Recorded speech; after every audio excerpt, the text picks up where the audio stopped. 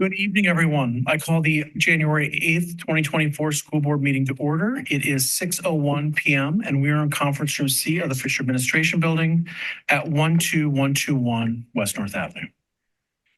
Ms. Summers, please call the roll. Mr. Morris. Here. Dr. Hoy. Here. Ms. Willis.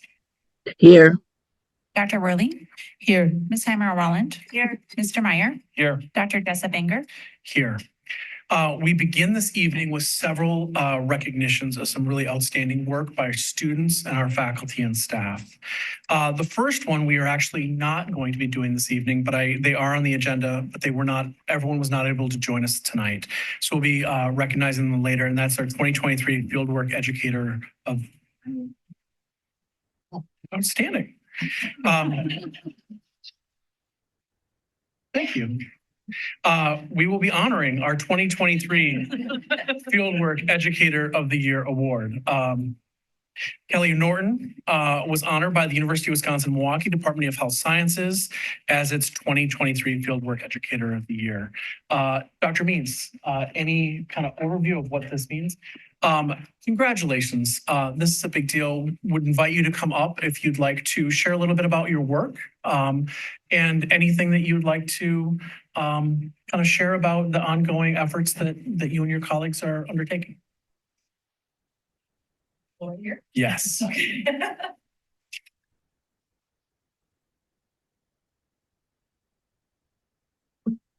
Hello, thank you very much for the recognition. My name is Kelly Norton. I'm an occupational therapist in the Wauwatosa schools. This is my 15th year here, and I have partnered with UWM for a number of years now.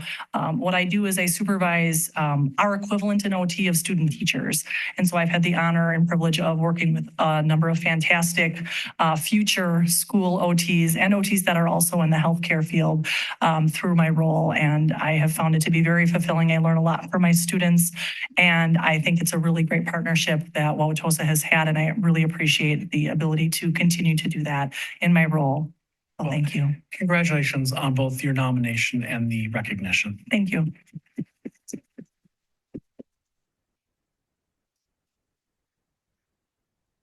I always love, as somebody who studies the education of college students and adults and graduate students, when we have an opportunity to bring in outstanding emerging professionals, both to learn from them and to educate them. It's always inspiring. So thank you for all that you do. Next up, we will be recognizing our National Board Certified Teachers. Dr. Means, can you share a little bit about the National Board Certification program and process? The National Board Certification process is a very extensive, rigorous process in which teachers have to record themselves delivering instruction to students, but more importantly, then stepping back and reflecting on their practice and really giving an analysis of how they can be the very best professionals they can be for their students, for their colleagues, and for their profession overall. It is the gold standard of certification for a teacher. Ms. Zelezoski, I believe we have a total of 18 National Board Certified Teachers in our district. 18, 19, yes. Yep. And so that's a really, I think that's a very honorable number to have, but I also would like to see more National Board Certified Teachers. And I know the board received an email from one of our fine National Board Certified Teachers that said, right now our new salary system allows us to give a one-time stipend. I would love for us to be in a financial position where we can recognize these teachers on an annual basis with a stipend. We're not in a position right now financially to do so, but I know the board believes that, our administrative team believes that it's just a matter of having the revenue to provide that recognition. Outstanding. My mother-in-law was a National Board Certified Teacher as a middle school math teacher. And so I felt like I lived up close and personal as she was going through this process and got a really good sense of the rigor that goes into this. I want to read each of the individuals if you'd like to stand to be recognized, if you are in the audience with us tonight. John Etter.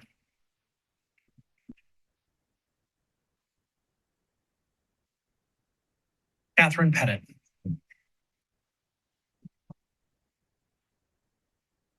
Cameron Nelson. We'll give her an applause, I think. Catherine Tybalt.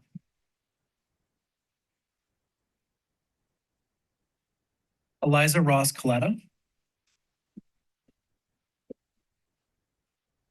Lauren Rosnowski Hayden. Allison Snetzlar. Jessica Bellick. Carolyn Curley.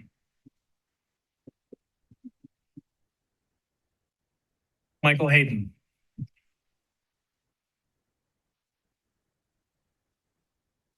Jeffrey Ludowisi.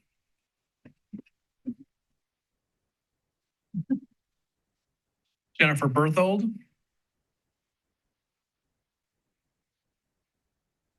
Jessica Michael. Angelique Byrne. Karen Mott. Amy Snowdy.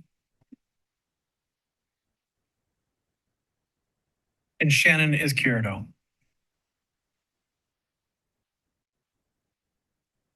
Congratulations to all of you, and thank you for those of us who were able to join us this evening. Next up is recognition of a universal park donation by Jefferson teachers. Jefferson staff raised more than $600 for the Ability Center's Moss Universal Park. Congratulations. This is over 20 years now that the Jefferson staff has been donating to various worthy causes. So thank you very much for your team effort.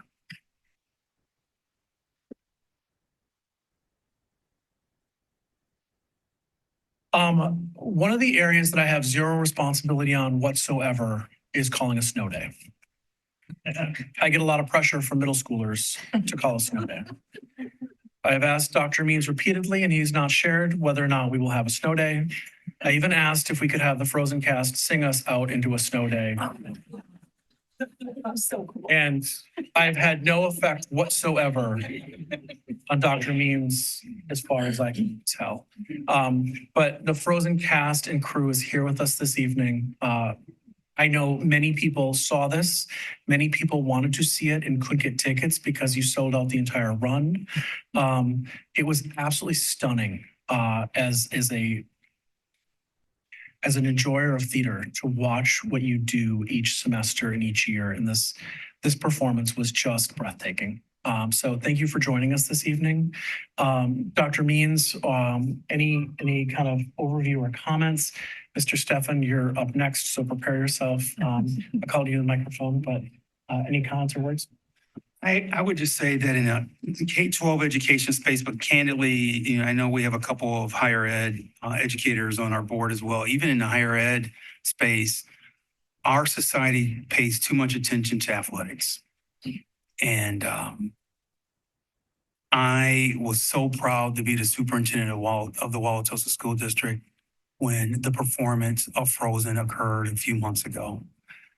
What Mr. Stefan has built in terms of a culture is second to none. It is inclusive. It includes all of our students. It includes students of all ranges and abilities, and he creates a family. But beyond creating that family, the performance is Broadway caliber. And I think a lot of times districts say that about their theater productions. That is definitely the case. And we recently did a video of one of my superintendent updates, and I think it is symbolic of what's happening in all of our performing and visual arts across the district, JK through 12th grade. We have amazing art teachers, music teachers, and performing arts teachers. So I just want to say thank you to the students who are here. Mr. Stefan, if you have any words to close us out, I just want to say thank you for your contribution to our community and a fine performance.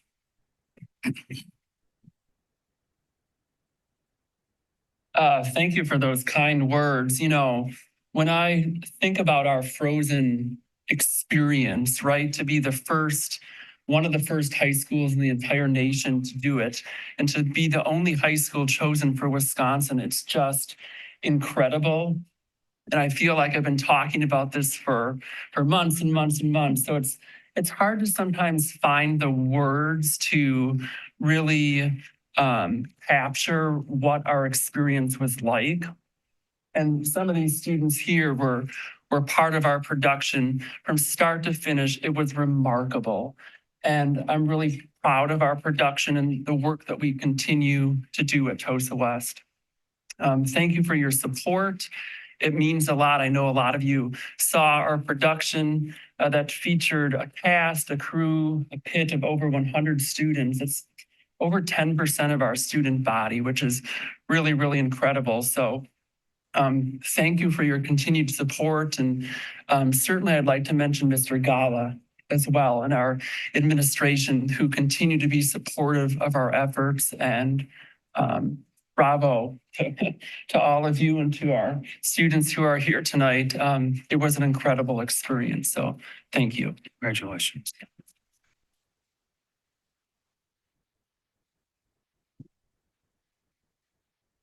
I would also like to, if there's 1, 2, or 3 students who want to come up and kind of share anything that you would like to, you know, usually you have to twist arms for students to come up, but if a handful of you want to come up and kind of share anything, you are welcome to.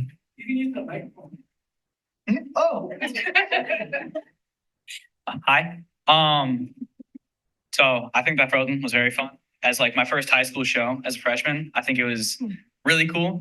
I kind of did theater all throughout middle school. So when I saw the opportunity that we're gonna be the first like high school in all of Wisconsin to actually do this awesome musical, I was like, sure, let's go for it. And I didn't even expect to make it, but I did, and I had such a blast. It was just awesome, and I never actually thought that it would have like such an impact on me. But like when bows were called on the final show, I was full of tears. It was such just a breathtaking musical. It was fun, and it just makes me want to pursue theater throughout high school and throughout my entire life. And it's really cool and presented like a lot of cool opportunities for all of us.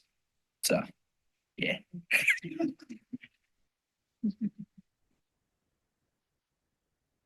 Hi, I'm Ashley Nash. I'm a senior at West, who played Bolda. He played Westleton. He didn't care to share that. It was the worst, but you did it really well. He also went to Good Morning America and was on live. That was amazing. Thanks to Mr. Stefan as well. To share something about myself, I think that what Evan said is so true. In very little words, theater has done so much for me over the years. I was too shy to get out and really be myself on stage my freshman year. And so I finally went for it my sophomore year and got in a show. I was ensemble, but it still really means something to you. And I don't think that people understand what theater can do for somebody. Especially our theater team, everything, honestly. It's such a family. And I'm really glad that he pointed that out because I think that that is the biggest thing that I enjoy about our theater. Everything about our theater, honestly, is that we're such a family. And although we might not get along with each other sometimes, like we fall out, we get frustrated. I mean, it happens. Everybody's human. And so we find ways to bring that out through our characters in so many different ways. And I think that's so fun about theater. And I just want to say thank you to Mr. Stefan. I'm pretty sure all of us can say this. He does so much for all of us, and I don't think he understands himself how much of an impact he is on us students that are in theater. So thank you.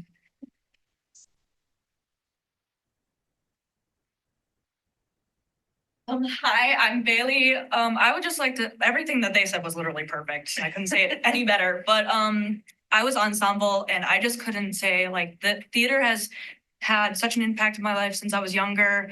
A lot of my family was in theater, so I've been in theater since I was young, and just walking into this experience was just amazing. And I also didn't expect to get in, but when I did, I made so many new friends and so many like people that I really care about now. and it's just a really big family. So thank you, Mr. Steffen, to everyone at West.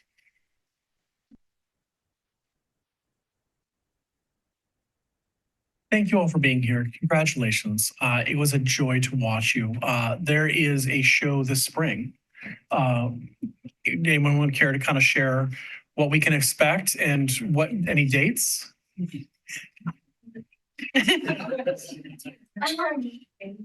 March what? March 8th. It's March 8th. It opens on March 8th. It's 9 to 5. So it's the Dolly Parton musical. And we actually just had auditions today. So that was really fun to come here afterwards and reconnect to our other musical. But yeah, we're starting our journey for 9 to 5 and it's really exciting. Very different than Frozen, but in a very good way. It's really fun. It'll be good. So yeah. Outstanding. Congratulations again. Thank you for being here with us. You're welcome to stay. We've got a lot on the agenda that some of which you may be very interested in. We understand that finals are coming up and you've got other competing priorities and you're busy students who are engaged. So if you need to step away, we understand that as well. But thank you for being here and drive home safe tonight. If you can do some sort of snow thing to get the students of the Wauwatosa School District would be excited for. Parents, maybe less so. What's happening over there in the theater? Nothing gets in the way of learning. Dr. Mead, can you have snow day tomorrow? It's good seeing you. Begging. I understand. Message delivered.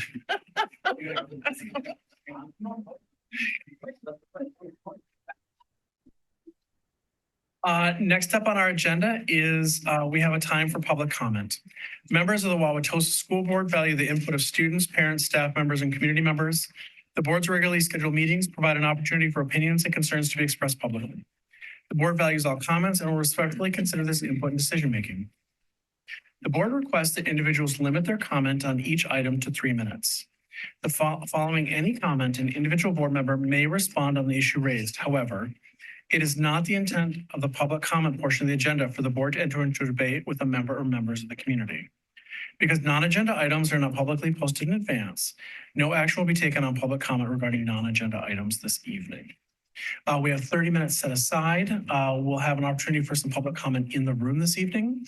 I'll then turn to a couple of commenters online, probably 2 or 3, come back to the room to see if there's anybody, and then go back online for any final comment if time allows. Dr. Hoyt's got us set for the 30-minute mark, and I will time for up to 3 minutes. I will try to give about a 30-second heads up as you near time, and you don't have to go the whole 3 minutes, but if you go less time, it'll give an opportunity for more comments, but 3 minutes are yours. And at the 3-minute mark, I'll ask you to wrap up and sit down. Thank you. First is ready to come on up.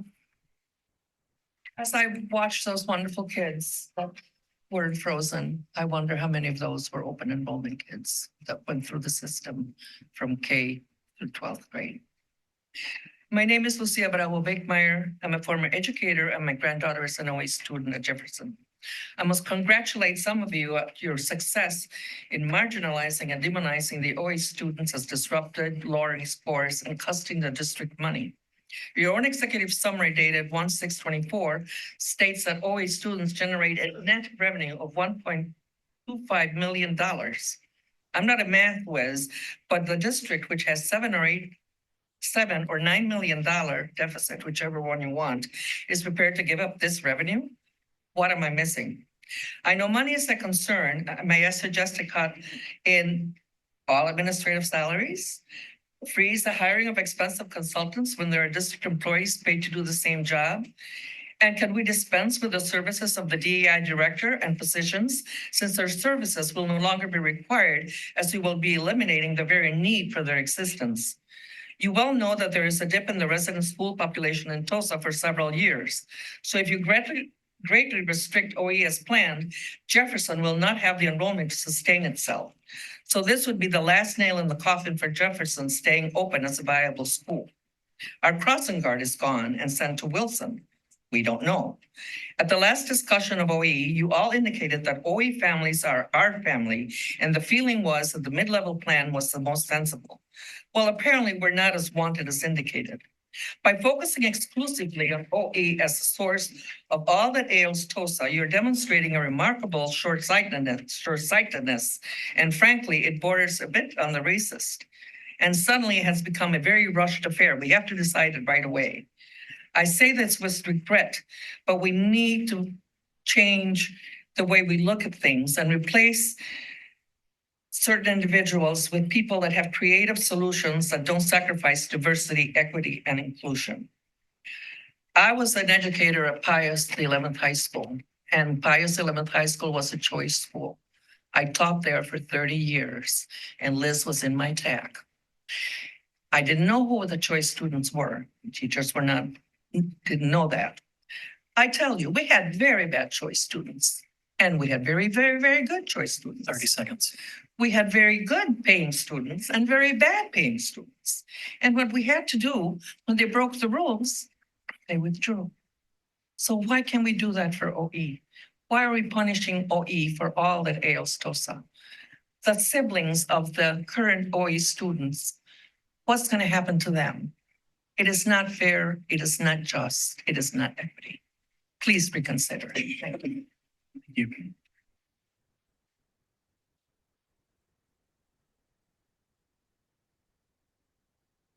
My name's Cheryl Hoganson. I've written to all of the people on this board. There was a time when there was an incentive to move to a community such as Wauwatosa to utilize the school system. This seems to not be a thing anymore. In most districts, when you move out of the district, it is a given that your kids will go to the new school in your new district, but not here. This is especially a problem when the kids from outside the district don't bring with them the dollars that it costs to educate them. In my world, being fiscally responsible means not spending more than you have. If we don't have enough to educate our own students living in this district, why would we be bringing in students that ultimately cost us more? I think this board needs to get real and end open enrollment and close old, money-draining, half-filled schools. We all want to be do-gooders, but at a certain point, there's a responsibility to those footing some of the bill. Thank you.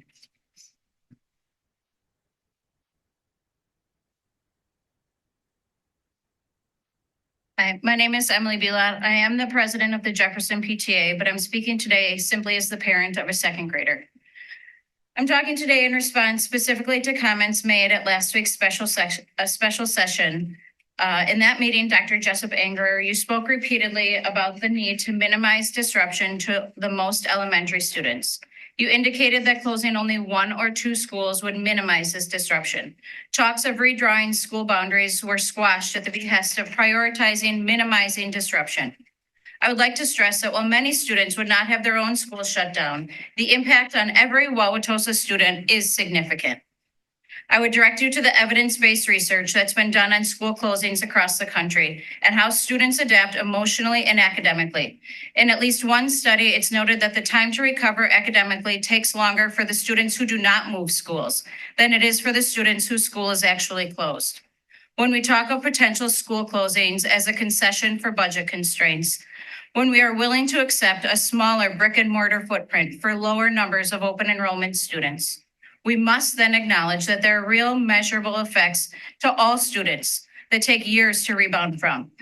We must acknowledge that we are sacrificing the academic excellence of our elementary students and beyond in exchange for saving money. If these discussions are to move forward, we cannot simply say that we needed to save money. We must also admit that we are saving money at the expense of student learning, notably at the expense of some of our most vulnerable students. My second grader entered JK during a year of COVID-induced hybrid model learning. She was in the classroom only 2 half days a week for 4 months. In senior kindergarten, her school's principal felt unsupported by the district and abruptly resigned only 2 weeks into the school year. The same week, 2 more teachers resigned, indicating they didn't receive the support they needed from this district. Now this year, only weeks into her second grade year, news broke of her school potentially closing. The weeks that have followed have included district talking points of her building is crumbling, community members talking about her school being undesirable, and the assumption is that her educational experience is unequal to other students in her district simply because her building isn't brand new. 30 seconds. Thankfully, she's had exceptional teachers supporting her learning along the way, truly some of the best we could have hoped for. But when I reflect on her short time in this Wauwatosa School District, I have a hard time identifying it as anything but an institutional failure. I would implore you as a school board to remember the real life families and students that are impacted by your decisions. Research what it does to overall academic success. Consider the legacy of a public school education on a generation of students navigating year after year of these traumas. We are not simply a group to be sacrificed as minimally disrupted in the greater community. We too are families that have invested in and made Wauwatosa our home. And we too have placed our trust and our children's future in the hands of this Wauwatosa School District. Thank you for your time.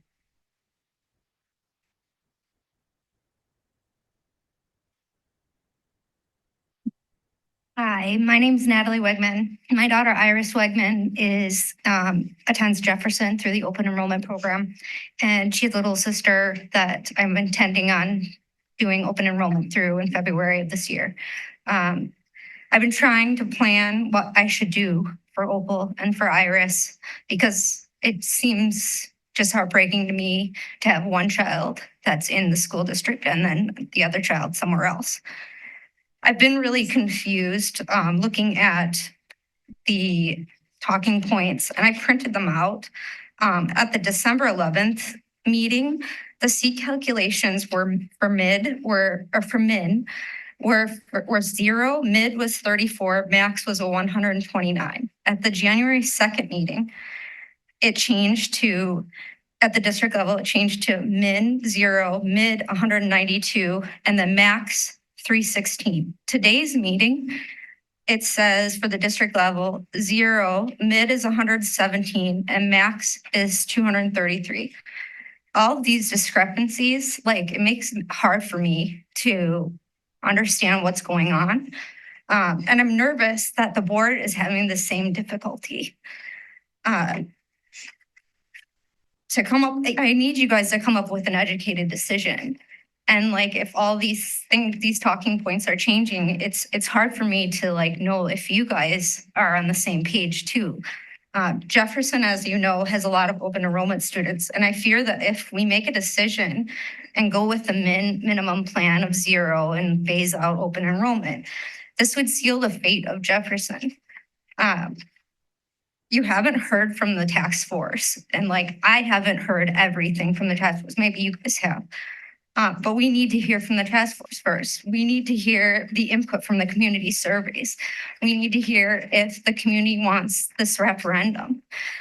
So I don't know if it's in good conscience to make a decision about open enrollment before we know that information. I want to say again, please consider grandfathering in siblings of open enrollment students, or just at the very least, pause making this drastic change 30 seconds. pause making this drastic change to the open enrollment until we know the facts. Thank you. Thank you.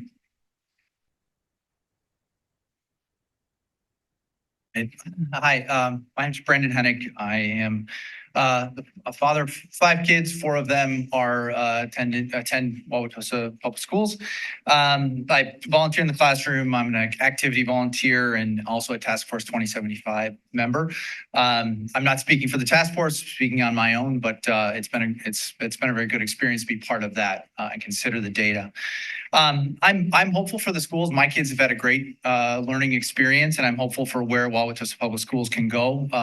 It's a little discouraging to see some of the DPI scores and some of the trends that I know that Dr. Means and the board has been working hard to reverse some of those trends. I've heard multiple times last week, though, that the board has the impression that the community just wants to maintain the status quo and refill the schools or keep the schools full. I want to say that I disagree. From the data that I've seen, we really need to make changes to pursue excellence. We have the North Star on the wall over there that talks about a relentless commitment to academic achievement. If we want to do that, we need financial stability, and we're, 9 million in the hole every year. So we need to make some tough choices. The data that we saw in the task force, showed that OE students were twice as likely to be involved in disciplinary actions, twice as likely to be in the bottom 25% of STAR test scores, which require academic tutoring, that we don't have enough of right now. We need to help those students, and we need to help all students. And if we're going to do that, we need schools that can sustain themselves going forward. And that means making the tough choices that we have to make as a board and as a school district. If we want to ensure that educators have the support and resources they need to thrive, as again is on the North Star on the wall here, we need to focus on what's needed for the district to provide education and excellence for the next 7 to 10 years. The only way to do this is to pursue a fiscally responsible approach, which I believe is theory B, which on what was discussed at the meeting last week.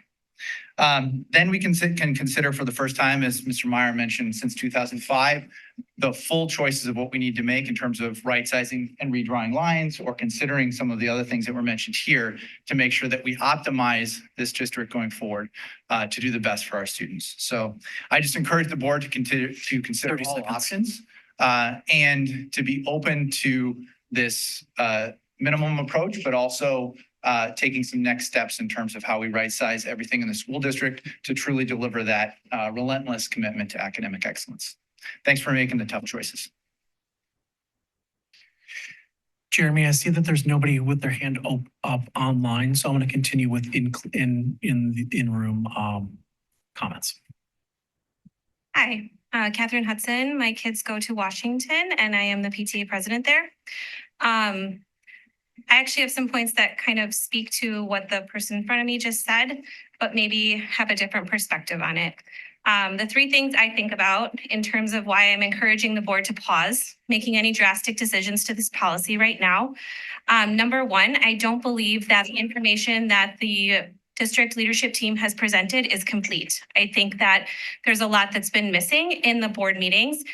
When we as a PTA leadership team were presented with a Q&A packet, one of the things that stood out to me in there was a question about how would ending open enrollment or minimizing open enrollment affect programs and services. And in there, our district told us there will be an effect on student-facing positions. There will be staff that has positions eliminated. There will be an overall negative impact on the student learning experience. So as I think about the relentless commitment to academic achievement, and I think about our mission, vision, and values as a district, I'm not sure we can achieve an excellent educational experience for all of our students if we are eliminating student-facing positions and programming and services for our students as a result of eliminating or reducing significantly open enrollment. The next thing is when we talk about what the community wants and feels, there's been very little community outreach and engagement. There has been some outreach to families in the district, but not a lot of outreach to the entire community. I'm thinking about engagement sessions, listening sessions, the district really making an effort to engage and educate our entire community. So it seems not very prudent to me to make a major policy shift without taking time to do that. We were promised a community survey in October that it would be coming out January or February. I've heard none of that yet. And so until we get that community feedback, I just feel that it is not really the best decision to make some drastic policy shifts. And the last thing is, we were told that there would be a process, that the TOSA 75 task force would work through a process and would come to the board in the spring with a recommendation that included a recommendation on open enrollment. So I encourage you to push this back onto the task force and give them time to really work through the process instead of rushing through it. So those are the three reasons that I think that, and really hope that you consider putting a pause on any drastic changes. Although I know that there are some things that need to be tightened up and shored up for next year. The policy as it's written right now is just a huge shift without taking into full consideration the big picture. Thank you.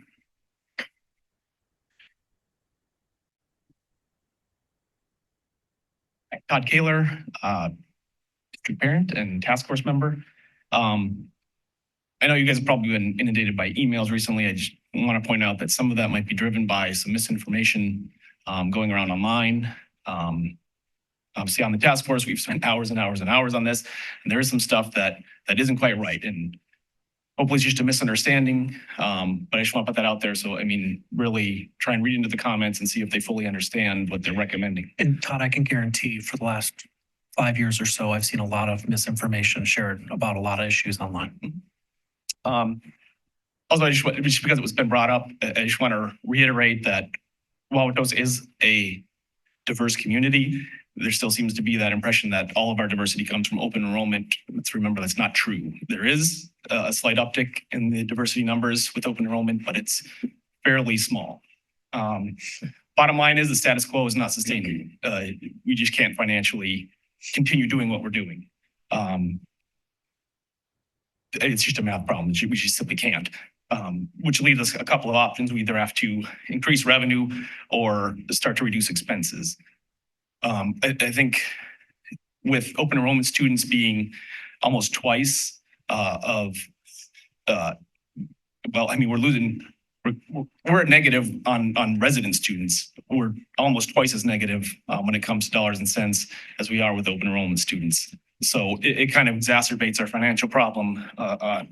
And so some low hanging fruit is kind of to adjust our formula for open enrollment, hopefully reduce some of the negative impact to our bottom line in that regard. The other side of the things is revenues. There's, again, limited options for us to increase revenue. We can cross our fingers and hope that the legislature decides to fund us more significantly. I wouldn't hold my breath unless something significantly changes. And then, of course, the other option is more referenda. My feeling is it seems like a lot of people just kind of accept that any referendum we put out there is going to be passed. I don't know that that's true. Speaking to other people at the engagement session that you guys had a few weeks back, there was kind of some surprise that the last referendum didn't cover all our capital expenses.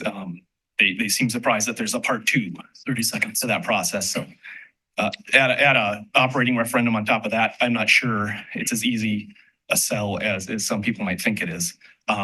So I would encourage you to kind of take action now and not kick it down the road, because if we don't do it, make an adjustment now, we're looking at potentially hundreds of students at a $5,000 plus loss for at least 12 years. So this isn't a silver bullet. There is no silver bullet. So if that's what you're looking for, it's not going to happen. I've heard that argument.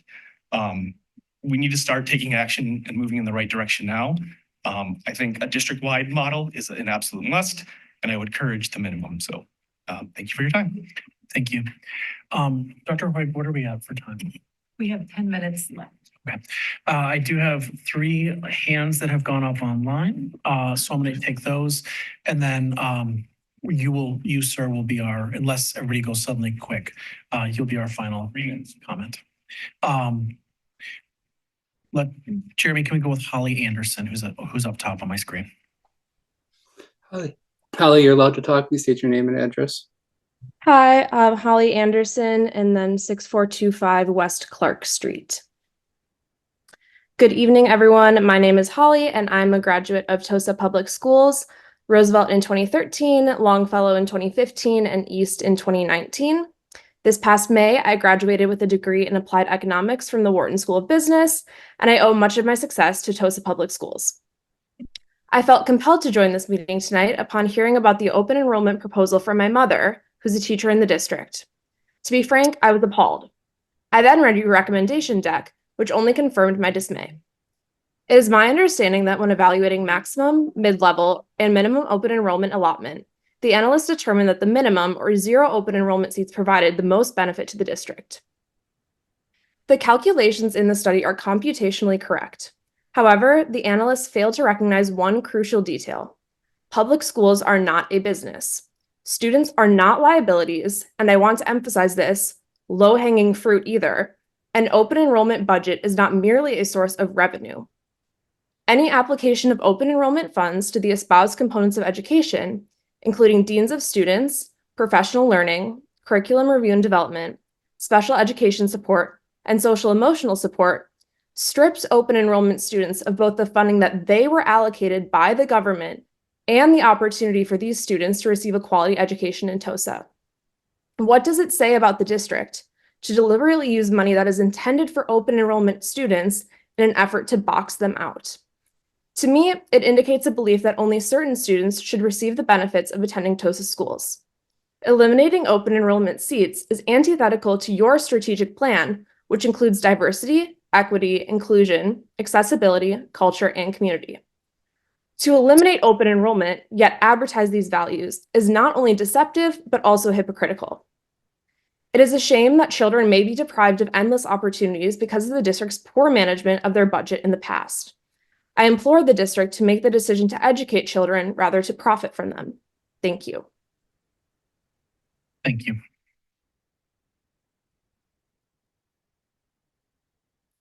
Can we go with Janet? Janet, you're allowed to talk. Please state your name and address. Hi, my name is Janet Bolton, and my address is 8221 West Muriel Place.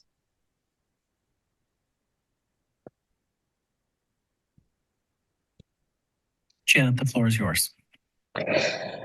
I called in because I am not only a mother of an open enrolled student, I am also a stepmother to 3 district enrolled students within Wauwatosa.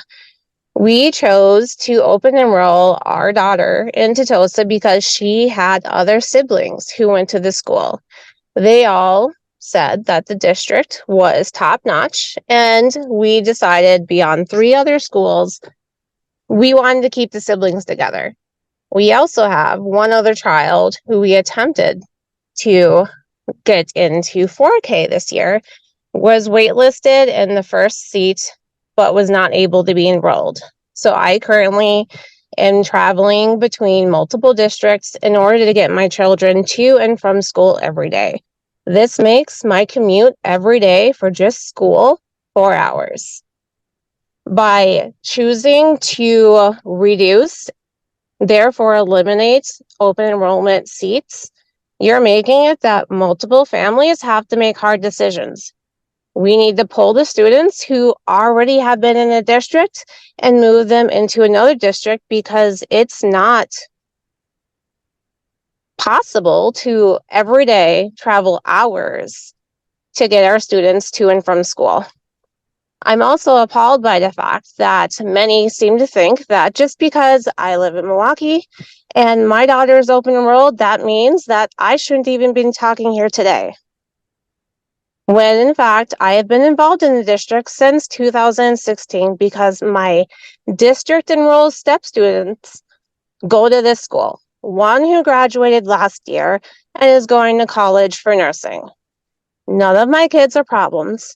None of my kids drain the system. And it's very disturbing to me how people seem to want to push this instead of waiting to get all of the details. That's what we're asking. Don't rush a vote. Let's see what's all on the table and then have everyone who matters get an input. Thank you. Thank you. Our last online commenter will be Kelly, and then we will come to a final comment in the room, and then we'll close out public comment for this evening. Kelly, you're allowed to talk. Please state your name and your address. Hi, my name is Kelly Goldman. My address is 1846 North 71st Street. I'm a parent of students at Lincoln and Longfellow, and I am also a member of the 2075 task force. I didn't plan to call in, but I felt compelled to represent a different perspective of the task force than what you have been hearing from those in the room tonight. My perspective and the perspective of the folks that I've been collaborating with is that it would be prudent to hold off on making a major change to the open enrollment seats for next year because of all of the reasons that people have brought up tonight and more. We just don't know how this change is going to affect a lot of different things in our district. And as painful as it might be the right decision in the end, but we just don't know what will all fall out if we set in motion this path of majorly scaling back our open enrollment. Primarily, I mean, just to start with, we will lose $1.25 million in revenue every single year if we don't have open enrollment to the scale we have it right now. That's net revenue. So that gets added to an operational deficit that the task force is already grappling with in terms of how do we cover this? Do we have to make programming cuts? Do we have to close schools? Do we have to go to referendum? It's not a financially smart strategy to add over $1 million to that deficit right off the bat.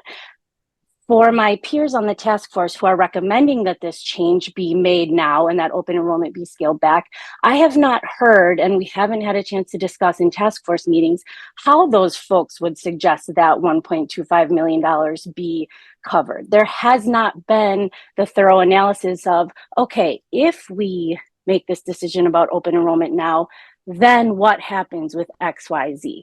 And that's just my ask tonight, is that the board would just hold off on making this change because of all of the impacts that need to be sorted out in order for them to make an informed decision, in order for our community to be able to advocate for ourselves.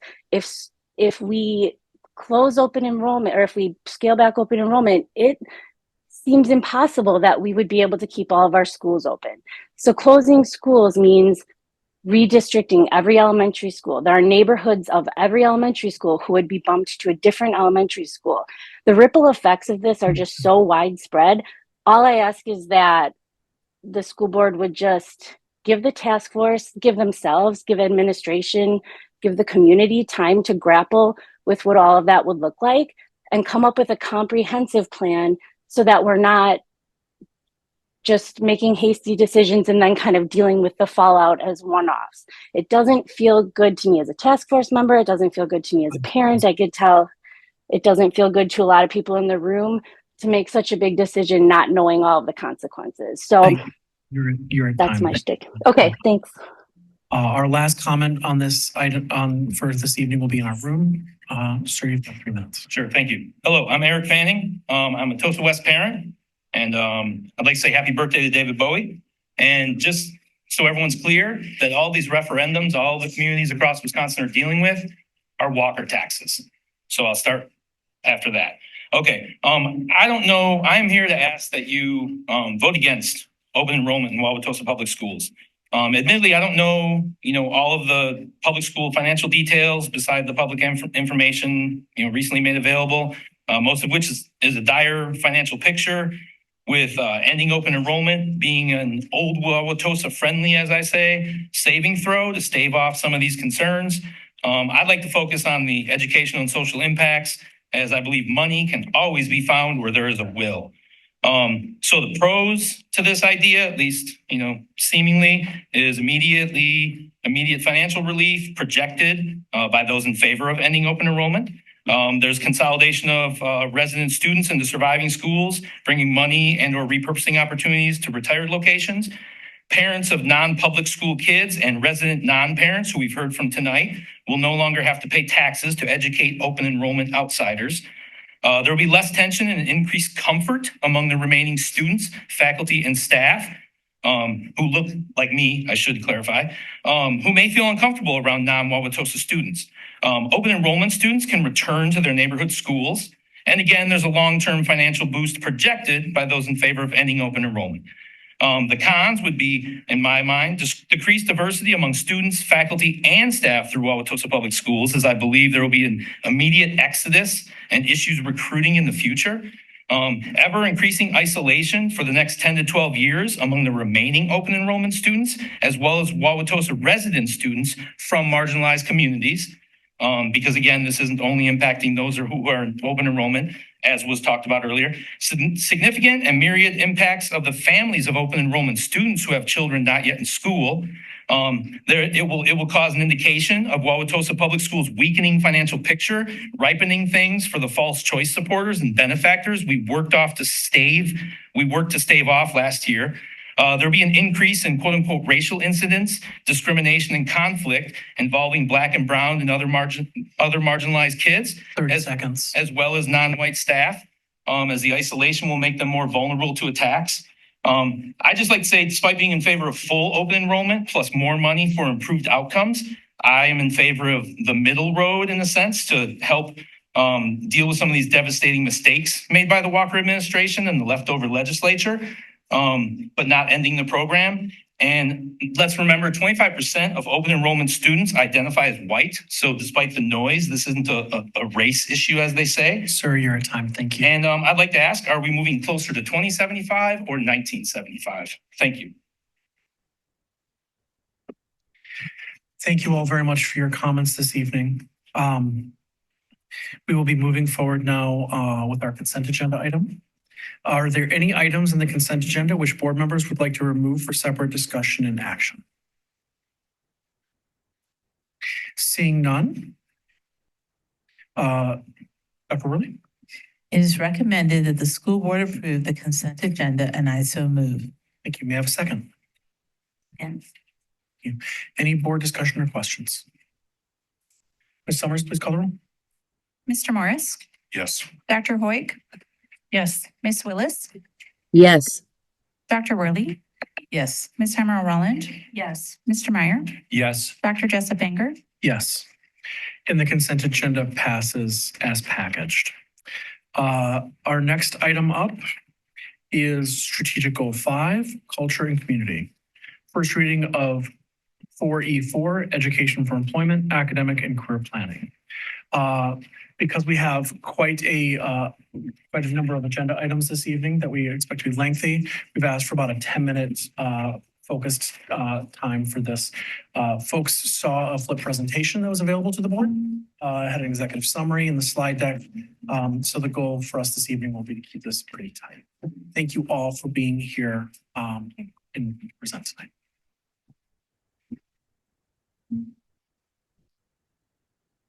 For those of you who don't know me, I'm Cindy Carter. I'm the Academic and Career Planning Coordinator for the district. You did receive the slide presentation and the executive summary all ahead of time, and I'm here to answer any questions that any of you have. Any questions or comments from the board?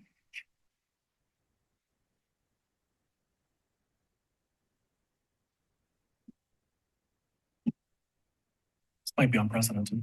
One of the comments that I would make is I have been very excited to see, particularly as my children have gotten older, the opportunities through a variety of different programs and the alignment of the work that's being done with the strategic plan of getting students out through everything from the work that is happening in apprentice programs to pre-college, to college level programs, the curriculum that was updated. We got a random email that about, are we eliminating advanced and regular classes? And I was like, ooh, good opportunity to say, well, we're kind of adding a ton of more college level courses into the curriculum. So things may have different names, but the rigor that is being infused and the opportunities for different learning styles and different career paths is opening up substantially. So I really kind of am impressed by the work. Please continue forward. And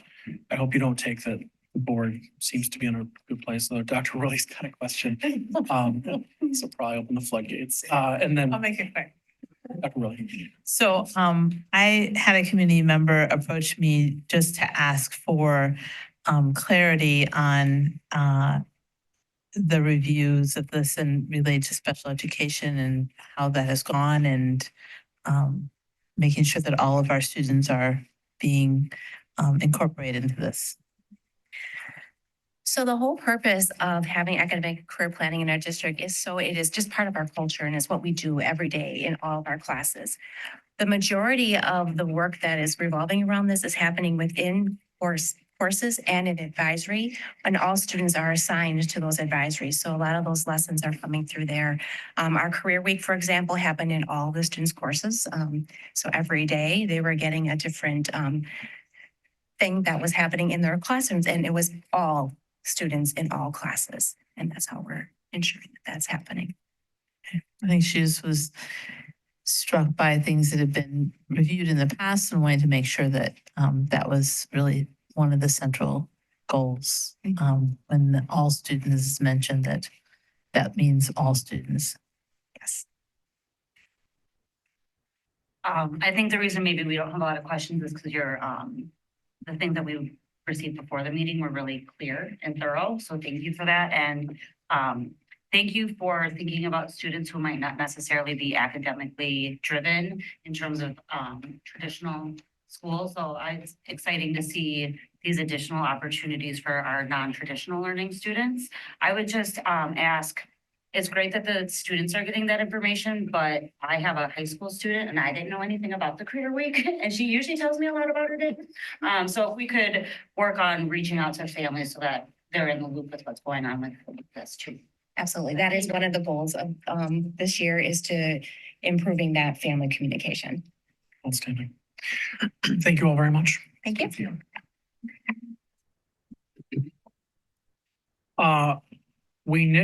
Well, before I switch into strategic goal 6 operations, any update on the snow day? We're not agenda or topic. Yeah. Okay. Strategic goal 6 operations, the 2024-2025 school year open enrollment seat allocation discussion. A couple things I wanted to kind of set the table on this item.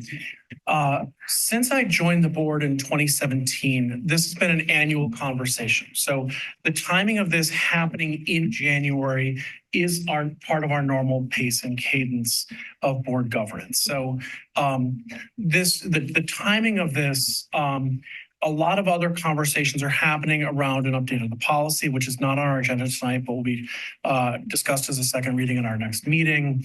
But this is the month where we have to set per statute our open enrollment seat allocation. So that is a normal practice. And over the years, we have utilized policy and practice, and sometimes we have accepted open enrollment students. There has been at least 1 year in memory that we did not accept any enrollment students in the last couple of years. So we've had variable norms, certainly in my time on the board. Things we've talked about is that this needed to be brought back by the policy committee that we talked about last week, is because from the time the policy committee last year updated this, there's been some changes to state statute, some things that we recognize that we needed to align, make sure that we are aligned with state statute and state law. There was a few updates to the policy that we needed to clarify, and we needed to make sure practice was matching what our policy and the board needed to weigh in on some of those key items. And so this is our first, we're not voting this evening. There'll be an opportunity for board input and discussion. And last week we had a special board meeting that really kind of set out a long conversation around more of the policy focus of this and what the outcomes of that policy might be. So key things that the policy is talking about is whether or not it's district-wide or preferred, guaranteed spaces for students versus preferred, both for tuition waiver, as well as for siblings and what that might look like. And kind of the policy articulates I'm referring to the formula and kind of what that might mean. And then the other kind of key pieces, is it a district-wide allocation or a school-based allocation? So some really robust discussion last week on this. The recommendation that's being delivered and that the analysis of the administration that they'll bring forward to us today, I wanted to re-articulate that the reason for this recommendation was based off of the board's discussion last week. That was, I would observe, I don't know if we fully set up our administration to be fully successful, because we struggled with a bit of that conversation, was around setting forth the decision matrix and the decision criteria of what were priorities. And then they basically applied those things to an analysis that led to the recommendation that you're bringing forward. And so that's laid out in the presentation that we've received. I'll hold my comments kind of from there, but want to start with a couple comments after the presentation by Ms. Zalazowski and Mr. Pinion. Dr. Means, you might be chiming in as well. Some thoughts I have as I've reviewed and kind of sat and reflected with this. So the floor is yours, and then I've got a couple of things I'd like to bring forward, and then time for board discussion. Thank you. Good evening. My role as the chief of talent in the organization, part of that role is to go ahead and anticipate staffing needs in our organization. So as we start getting ready to plan for an upcoming school year, a very foundational step along the way is to go ahead and plan for what our enrollment is going to look like, and therefore what staff are going to need to support the success of the students in the organization. So even though I start rather far away in my job role from open enrollment, it becomes an integral part of what I need to accomplish in my capacity. And so the first place we look when we're starting to plan for the upcoming school year is what our enrollment assumptions are. And so I've linked in the executive summary the development of showing our work when it comes to looking at enrollment assumptions, not just for our JK through 12 overall population, but as well as for our special education program in the district and the program that serves students through virtual learning in the organization. And staffing for each of those areas is very different. So you can see when we look at the assumptions for our overall JK through 12 staffing in the organization, we have a range of class sizes that then dictates when we're looking at rolling enrollment forward, what class sizes we want to see at each grade level. And that ultimately comes through, we've talked at great length about the open enrollment calculations and the formula that we use. Ultimately, that process of identifying what our class sizes are tells us how many sections we need at each grade level. You'll also note on the slide, I referenced policy 5113, which as we know is our open enrollment policy. Some of the information that I'm referencing this evening doesn't just come from the actual policy itself, but from the administrative guideline, which is how we implement open enrollment. So I would just note that there are two sources there. You've all seen, we've all looked at the open enrollment formula many times. And really, when we talk about projecting open enrollment seats, the key component that we're looking at is on the top line, the calculation or the numerical value we're using for class size, whether that's the minimum, the mid, or the maximum value. As we look specifically at special education services, again, really understanding from a legal standpoint what we need to be reviewing and basing our formulas on related to special education services is looking at the population of students who receives services through an individualized education plan, and then looking at what our colleague Stacy Clem, the Director of Special Education, has developed as far as a matrix that looks at the needs of every student who receives special education services in the organization and provides a weighted value in terms of how significant their services are. And that then relates to multiple areas that you see on the summary of our staffing assumptions related to whether or not a student receives services for cross-categorical support or whether they receive a specific therapy service. Again, the formula is based on what our service capacity is, based on grade level and that weighted service matrix. And again, you see some similar things in the formulas in terms of district or service capacity in the district overall, as well as an open enrollment capacity. I'll make one distinction. The law does require us, regardless of what seats or space is made available for open enrollment for students with disabilities, we are still required to review every IEP of a student that applied for open enrollment. So Director Clem and I still sit down when the open enrollment period ends and review all of those as well. Thank you, Luke. And then the third set of staffing assumptions is based on the services we provide through Wauwatosa Virtual Academy. Not only do we provide direct instruction through our contracted provider for this program, but we also provide some additional FTE teacher time to support Wauwatosa students in particular. And you see again, based on our class size ranges, how we go ahead and look at what that extra support provided to those students looks like. The FTE in this area is fairly minimal, but it's very important to note that the legal rules for calculating open enrollment in virtual programs is very different for other areas. So the fact that this exists is very important. Again, these are slides that you've seen before, or at least versions of them.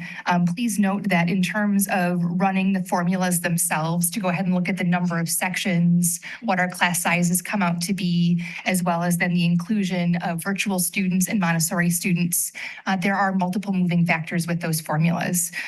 So what I'm presenting to you this evening are verified enrollment projections based on the assumptions that we've just reviewed. And using the minimum class size in that open enrollment calculation formula, the recommendation would be for 0 open enrollment seats across grades JK through 12. As we apply the formula using the maximum class size, the number of open enrollment seats you can see is determined at each grade level. The total we'd be looking at is 233 seats.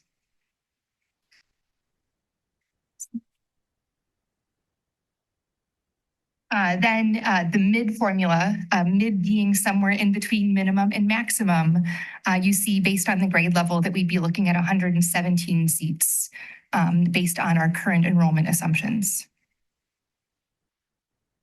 Again, I just reiterate that these are using the 3 different enrollment assumptions that we previously reviewed.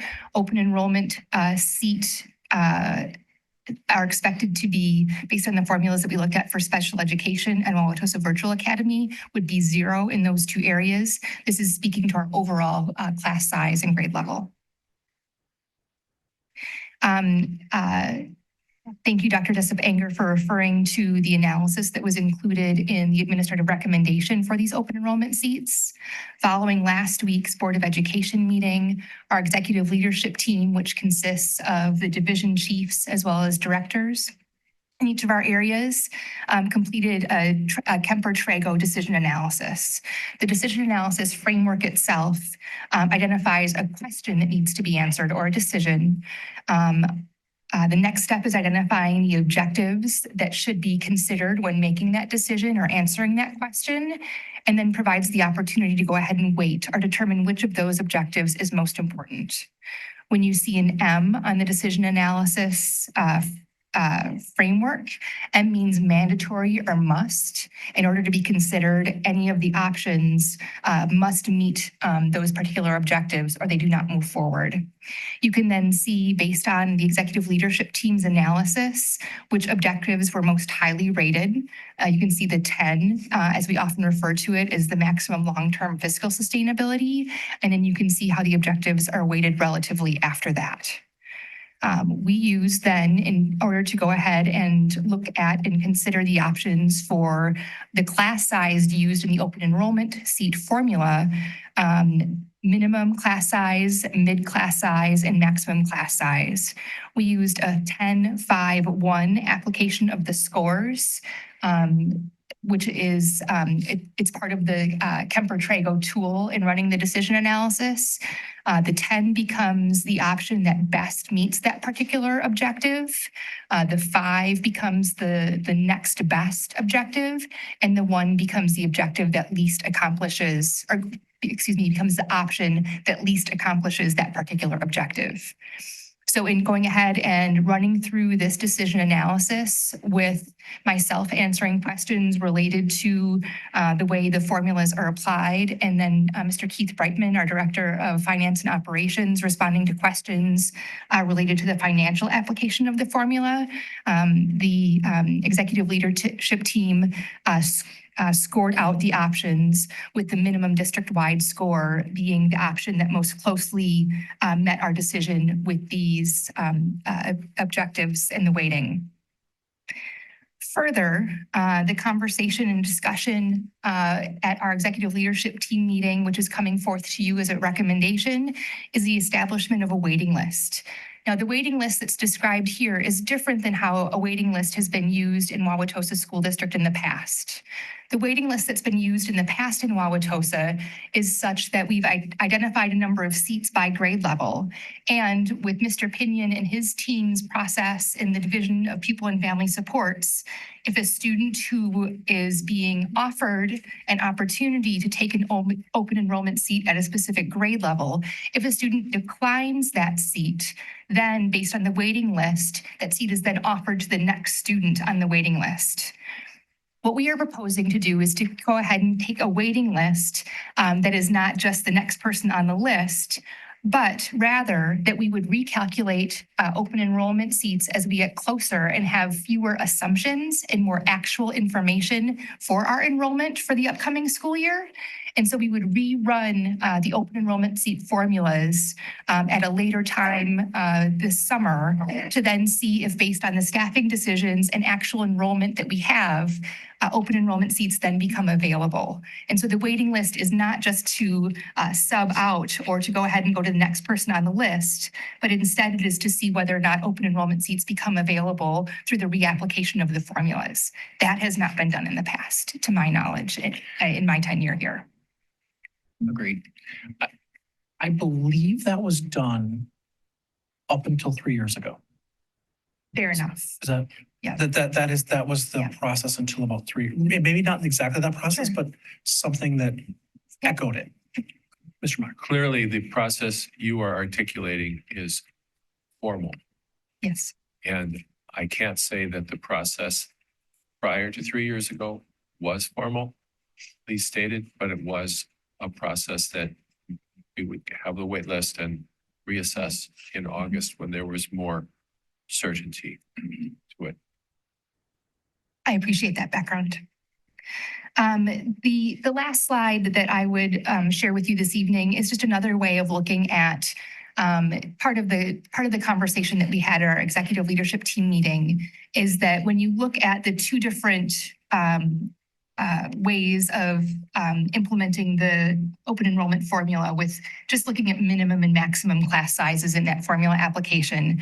When you look at minimum class size and what that actually looks like from a resident compared to non-resident enrollment in the district, your foundation of resident enrollment, looking at the minimum class size, gives you 86% of the enrollment is resident enrollment.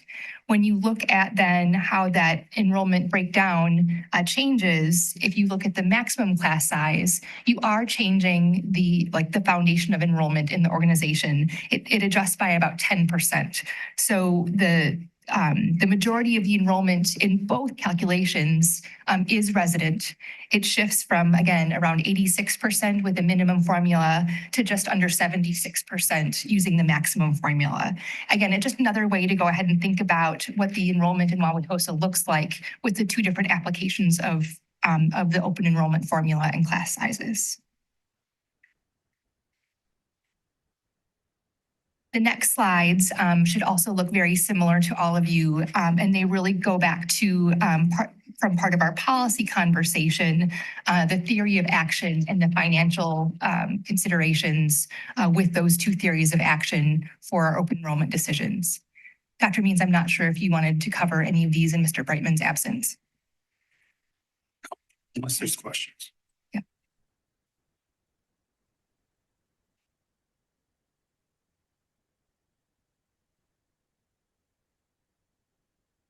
We're not allowed questions.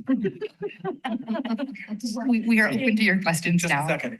I'm not sure, but does that have anything involving school closures? Hey, let it go. That was a time clock for our presentation. Oh my. That's allowed. It's a tough boss you got. I think we met the standard. You were right there. Are we? Unless there's questions around the financial side, our presentation is complete. Yeah, let's click this. The board has certainly gotten a lot of information on this over the course of the last month.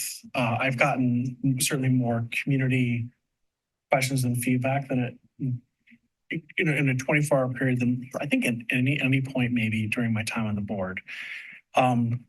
There are several things that I just don't have answers yet, and I don't think anyone can provide them right now because there's things that we don't know as we move forward. It would be great to have hindsight on this one as we think about it. Things that continue to come up in my mind are kind of changing this. And Dr. Means, what I'm wondering about is, could we apply a district-wide mid framework for this year as we transition forward. I am not clear where the board will ultimately land on transitioning. I am not opposed to the idea of shifting open enrollment strategy, but I want to understand how that interacts with some of the other priorities as stated going forward. And so particularly as we think about existing tuition waiver students, I'm very comfortable with the policy changes recommended, but also want to be, I would like to grandfather in students who kind of are in that. And then the open enrollment siblings, to not have any space for them now. And I know second grade is a fascinating, in all models, second grade, we don't have any seats. But is that a possibility as we transition forward and we kind of, it probably will make no one happy, which is probably a great place to land, but gives us a little bit of flexibility in this transition year? Yes, if you're asking, can we utilize district-wide mid as your action moving forward, your action on January 22nd? Yes, absolutely.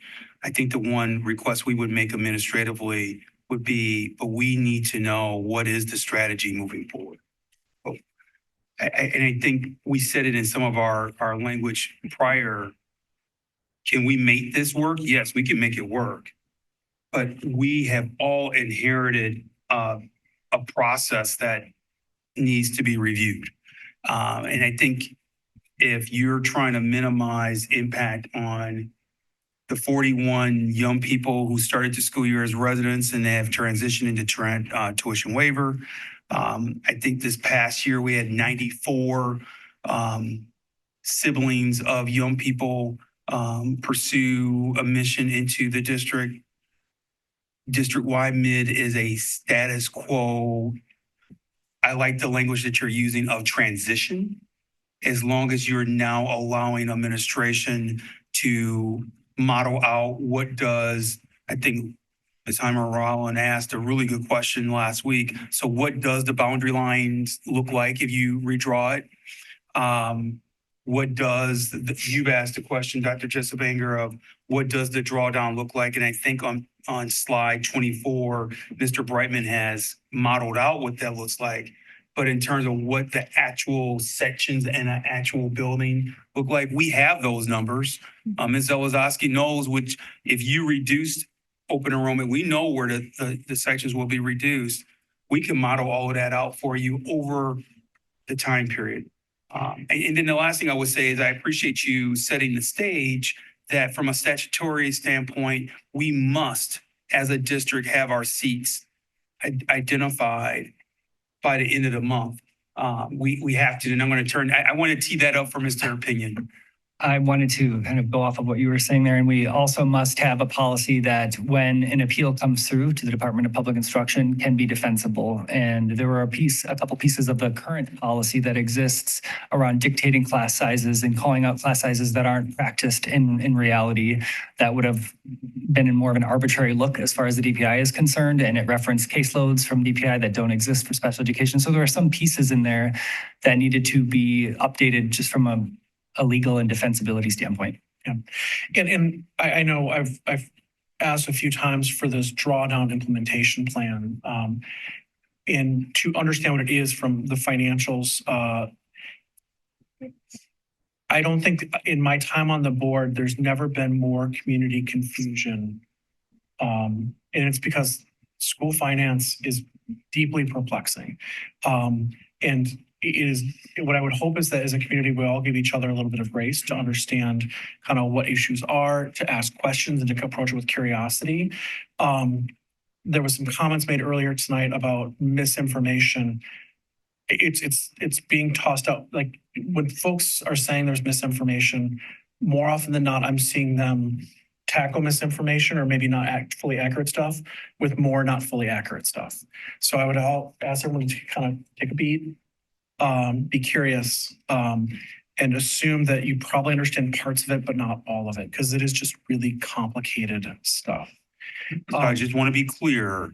our recommendation is our recommendation.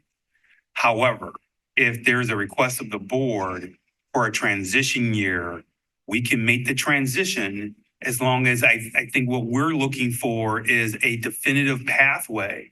And candidly, it's just not us. I mean, we're the least of the concerns. I think families need to know, the community needs to know what is the strategy. And I agree. And for me, I think as a board member, to be able to land on what that definitive strategy is, the drawdown modeling is a really important next step. And to have the financials of that, the classroom teacher adjustments and changes, the interaction between the adjustments to open enrollment and footprint, program changes, support system changes, and kind of what this will look like, so that we're able to make some thoughtful, reasoned decisions going forward. And if it would be helpful, certainly. So we're not taking a vote tonight, so we're not making motions per se, but for this recommendation, what I would suggest is that we take on a district-wide mid formula in this transition year. Ms. Harmarone. I would just say that I agree with that strategy. I talked to Dr. Means about it today. I think that makes the most sense. If we go with the minimum, our district is at $1.25 million next year. I don't think where we stand as a district, it not makes sense to lose money anywhere in our budget. I think this gives the families who we committed to this year they have the assumption, because of our practice, not policy, that siblings were going to be sort of guaranteed into our district. I think it's a huge disservice to our open enrollment families to now kind of pull the rug up from underneath them now and in January say, nope, we're having zero, which means zero siblings are going to be, 0 seats for siblings are going to be available. So I think thinking of this as a transition policy or transition year makes a lot of sense as we wait for task force, a complete task force recommendation on this and other big things that they're going to be tackling. And then also the opportunity this summer to hear from community members through different events throughout the district. I know people keep saying it's status quo, but it really would be taking less open enrollment students, because if we add how many seats we opened and tuition waiver last year, it's about 150, where 117 is the mid. So we are still, I think, meeting in the middle of what we've been hearing from the district. We're not going to keep it status quo. We are lowering it because now the policy will match the practice. I believe it'll be the 6th consecutive year of fewer open enrollment students. So I think that's important too, because right now the policy didn't match practice. I think the biggest thing we're doing this year is getting a policy that Mr. Pinion can work with and we can defend if needed. So I highly support the idea of doing district-wide mid as a transition for this year, and then we see where we land next, January. Dr. Worley. It probably is no secret that I support that as well too, because I've been asking for those numbers all the way through, and the policy committee has been working really hard with really prioritizing that we align ourselves with legal compliance. So I definitely would support that. I feel sorry if the district staff feels like we didn't, prepare them for this. You mentioned that, Dr. Jessup Anger. I felt like we spent very little time as a group on the decision-making analysis, nor was I anywhere close to aware of the way it was going to be used. And we needed a much longer, deeper dive into those, give messaging on what we cared about as a board. I'm all for very rational decision making, but I also think that sometimes this is also, and I've always thought about the mid as a transition process. For me, it's always been about that people, families, people, everyone, staff involved, all need time to plan. We've all been through plenty over the last few years of disruptions and changes, and I think anywhere that we can make sure that our practice is meeting our policy as stated, but also make those spaces for the people who have, who would definitely feel like we were turning on them, to not give those spaces is a wise decision, that we have so many pieces of a system in flux right now that we really need to do. I think we've, been talking about it. I would say the advice from the community, whatever side they're taking, has been wise advice. I think that people really are giving us a sense that they're calling for long-term change on open enrollment, but also the need to really take those changes, the impact of those changes seriously. I see both of those messages, and I think that mid is probably the closest, given we want to be systematic, right? So we don't get to just choose any old number, but we want to be systematic. But mid feels to me like it lands in that place of not compromising, but rather collaborating. That, those norms of collaboration, and how do we get where we want to get as a board? Thank you.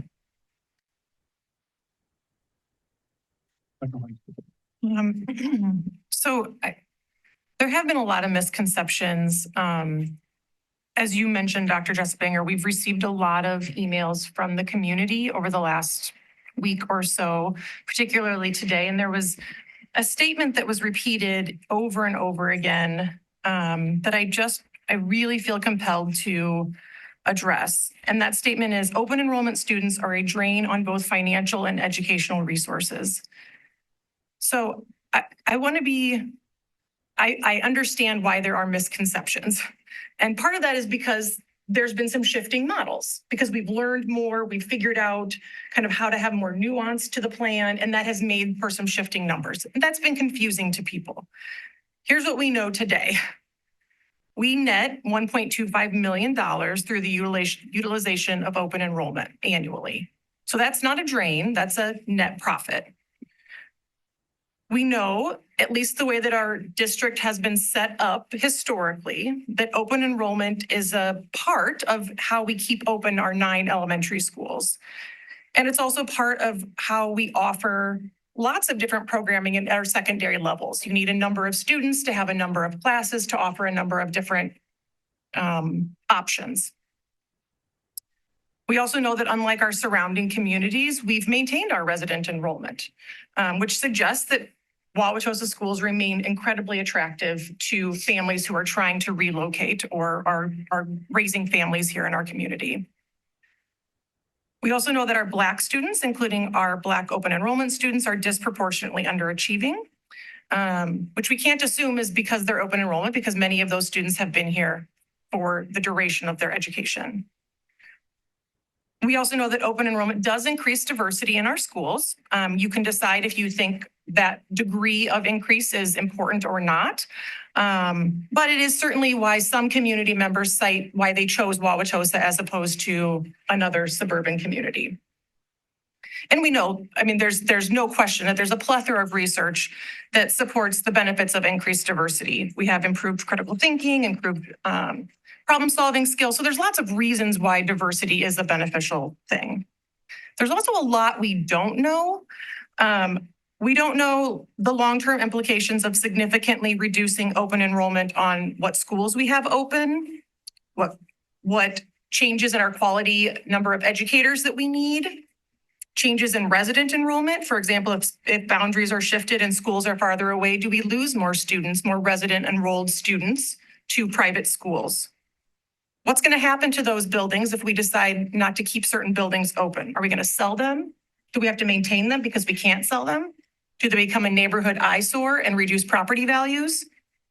And then also, what is our community tolerance for a referendum? What's our community tolerance for open enrollment? There's also a huge concern I have, Dr. Jessipanger, which, to highlight your concern, which is this disruption on our current students. And when I say current students, I mean all of our students. If we draw down open enrollment over a period of 12 years, in my mind, unless I can see that planned out, I'm envisioning 12 years of somewhat chaotic education, and that terrifies me for our students. There's also a bill that's being proposed in the legislature right now that is proposing to increase open enrollment funding from $8,600 per student to $10,000 per student. If that passed, what does that mean? What do we think about that as a community? And what might new maps mean on the representation we have at the state level and state funding for public schools? So these are all, for me, a lot of questions that I have, and I don't have any answers to these. So as much as I would love to be able to tell you what direction we're going in, I cannot. I can tell you what I support today. I cannot tell you what I will support next year because I need that information before I can make a decision. So for today, I am in support of the mid-level. What I would love to see, though, is that we have a wait list and that we use the wait list as you explained, and that wait list exists and that we look at it again come July or August. Because what I really don't want to see, and again, if we're being fiscally thoughtful, fiscally responsible, I don't want to see classrooms of 10 and 11 students. So I want to pull off of the waiting list students that we have so that we can fill those classrooms. Thank you. Mr. Meyer. First, and I've seen the numbers, resident enrollment is the lowest it's been in 60 years. It dropped from last year to this year. But we don't know why.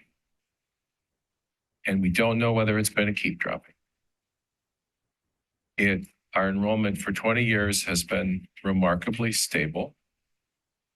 And it's gone down some, a couple hundred over the last 2, 3, 4 years. But the wise old people say that we just can't predict resident enrollment. So I don't want to say it's falling, and I don't want to say it is today what it is today. The big thing that has to be solved is the $9 million or whatever, give or take, depending upon the exact, the $9 million deficit. That is something that inevitably will be handled because running out of money is running out of money, and that means you have to stop doing some things because you don't have the money. Whether we soft land or crash is up to us. But I don't know the path to either of those now tonight.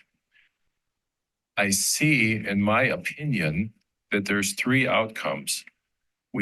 Or some combination of 3 outcomes. We need a large infusion of additional tax dollars, either from local property taxes or from the state. Or we need to do what we've done or what we did in the last 20 years in year 1 through 15, increase open enrollment as needed to meet our revenue needs. Or we need to decrease open enrollment to a place where we reach financial equilibrium, meaning our income is the same as our spending.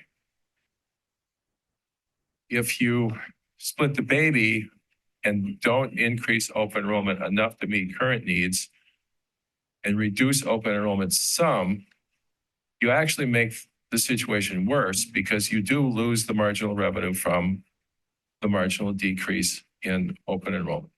So to go down the path of decrease, one better have the big strategy decided to know where that equilibrium point is so that we have a bridging strategy to pay for the transition.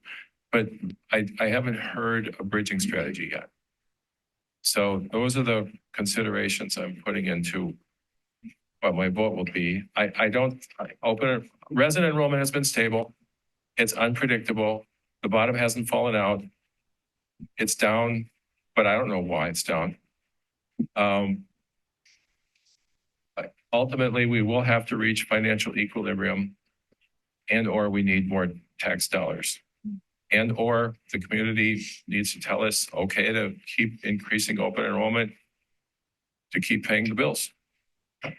I mean, I'm not putting a value assessment on either of those, but out of money is out of money, and we're headed there. And so, gotta have a decision. That's what's in my head. Thanks. Mr. Meyer, can I have a follow-up question of you? Yes. Can you talk a little bit more about, I'm having a hard time articulating when I mean a drawdown plan. I think it may be similar or not to your bridging strategy. Yes, that is, I think it's a different name for the same thing. Can you articulate in, when you say that, what components, because I think that that's what ultimately we're asking the staff for, to kind of provide us, one or more options for that. Can you articulate what you see as components of that? Well, just off the top of my head, which is not fair to anybody because we need to brainstorm. Understood. Okay, Agreed. so assuming you reduce the number of students in the district, elementary boundaries likely change. Total staffing likely reduces. We would need to have some plan for what children who are going to have boundary changes will go to what schools, notify the families, notify the teachers. I mean, there's all kind of stuff that are just, you talk about logistics. It's a big logistical plan. A lot of details to supply chain kind of planning, and so you almost have to go year by year, chart out how many students you're going to have where in what elementary school and say, well, we have these teachers in this building this year, we're going to need that many teachers in this building next, on and on. But there's risk involved in that uncertainty because, we have cyclical cycles within our neighborhoods about generational departure. If a neighborhood, the one I live in, was built mostly in a certain decade, as you reach a decade, 40 years later, a lot of those people start to move or retire or die about the same time. And then new families move in. There's all kinds of things going on. There's all kind of variables and moving parts all over the place. And the solution is a massive big spreadsheet where you put all of the inputs in and just watch it year by year to see how much money. The same way any complex business. In that sense, we are like a business because you have to keep track of spending and receipts and make it match, so a lot of those things. Yeah. Okay. Maybe will transportation become a factor? Building maintenance, as if a building closes, will that be a factor? And will all that, I think it's wildly underestimated the effort for human resources of a right sizing, as things get smaller, for example. Yeah. So one of my combination of some of the things I've heard, and then Mr. Morris, I want to see a few, and as well as if you want, I know you're online, so I want to come to you as well. The board, I think in the month of February, is going to need to sit down for an extended period of a retreat to kind of talk through to make sure that we're really clear. So ultimately, we have to provide the direction and really be really clear of what we need to make decisions. To Dr. Worley's point, we have to be really clear on what our decision analysis is as we consider this. And how do we make sure that the human beings who are affected are taken care of to the greatest extent possible. Mr. Morse? A couple of questions. Dr. Means, in here, when we talk about the cost of instruction for resident students versus our open enrollment students, has the cost of instruction ever gone down or ever decreased? It only increases. So we know that's a fact. So when we look at the numbers, we know that no matter what we do this year, each year after, that cost is going to increase. And so for me, I've already taken off my mind that the state, there's not going to be a bill out there that's going to do anything for us that we're going to rely on, because when you look around at our community, at the county, at the state level, they've made a choice. They've drawn a line in the sand. It's all documented. It's all out there. We look at the representation that we have that are showing an affinity for other types of education other than public education. So what we do here, for me, I don't really care what our other surrounding districts do and how they operate and what they're going to do with their finances. When we look at what we have, I look at those things that we do know. I know, and I agree with you, Jenny, on a lot of those things. There are a lot of questions that loom that we don't have answers to. But for me, when I really make it really basic, I'm going to hold the 80-20 rule across anything that we do and think of, because that's really where a lot of our metrics and our results lie for our students. That's where a lot of our metrics and results end up lying as a whole for, I think, our faculty and some of the things we're looking at. We're trying to increase to get closer and closer to 100% in that academic excellence and all these things. But I think we have to be realistic and say, okay, we are where we are. That $9 million isn't going anywhere. And $9 million is going to be more than $9 million. It's going to be $10 million. It's going to be $12 million as we look at it, whether it's 2024, 25, or each year after that. And so when we look at those things, I'm not looking at, you know, a just rip the Band-Aid off and let's go to it and draw it down to zero. That's not what I'm saying by any stretch, but I'm also not in favor of the max or the status quo we're doing. I think we're making reasonable steps with the mid on how we look at it. Is that enough? I don't think so. Because the mid to me just says, and as we talk about the bridge or it's a transition point, when we transition there, those numbers have already increased next year. So by the time we have this conversation next year, we're not talking about 9 million. We're talking about 11 million or whatever that number might be. And the unknown things that we have in there that we start to capitalize on with the cost of our instruction, the types of educators and what we're paying those educators and those administrators, all the things that we want to do and have, whether we have all the schools open or we have schools that we have to make decisions about, those things for me are not necessarily unknown. Those changes are going to come. I look at, and if we do compare ourselves to our neighbors, look at how much the surplus school, vacant schools and empty schools are in Milwaukee County. I don't want to personally look at it and see what does that look like in Tosa. It was until I got on the board where I saw and I think I talked to Mr. Meyer about this, the Hawthorne School over there. I never knew that existed until I started looking at the history of all the schools that existed. My first thoughts were, man, today, that'd be prime location, an amazing building, and amazing everything for this district. But things changed. That school closed. It's now a senior facility. It's still in a beautiful area. So what the future of the district looks like, and I don't want anybody to mistake and think that I'm saying that it's okay to close a school, but they had to make tough decisions then. They had financial woes and things to worry about then that caused them to make those decisions. As we go in to look at the next school year, the next 4 and 5 years, we have to be really aware of that, stretching things out and looking at things even further. Is that mid the accurate number? We know that not our audience, our community has said that the men, a lot, I've been saying majority have said that that's not okay. That's not acceptable, but neither is the max. And I think making a educated assumption, a guesstimation on in that matrix, and as the administrator doing their job, because we hired them to do a job and they're making recommendations based on what they believe is the most valuable, most reasonable thing that we should be doing, because they're the experts. Dr. Means is one of those experts. And so I think we have to rely on what their recommendations are, have the information that we have now and into the time that we have it, and not make any assumptions based on too far in the future of what we think we could learn. Because I don't want to be in the same position like we thought we could learn this, but we didn't. And now we're in the same boat. And we're going to stretch this further and further and further out, creating more and more hostility and dissension and disruption in the community, whether it's about the schools or just our community as a whole. I want to make sure that we're really weighing out those things and saying, we're financially stable. We're looking at the things we have.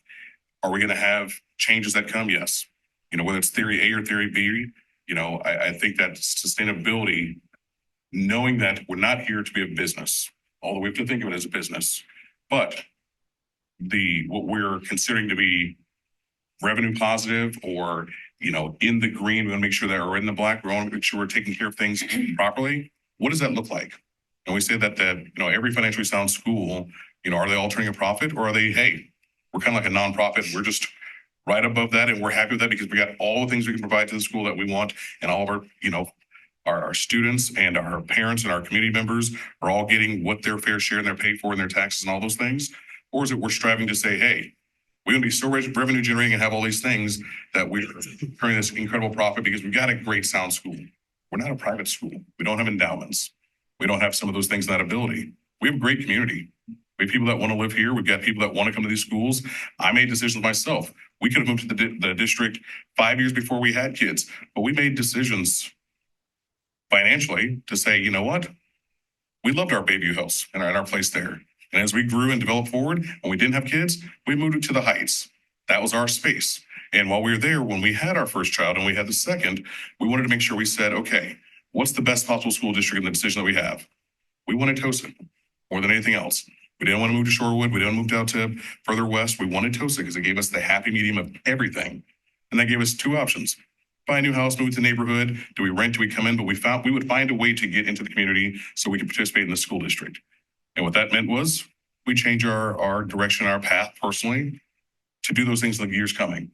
And if we didn't, and we were not going to bet personally on a lottery and open enrollment, because I'm not willing to take that gamble, because I knew we had such limited seats in TOSA, especially when we looked at the grades that we would have needed coming in, and we didn't want to be on any wait list.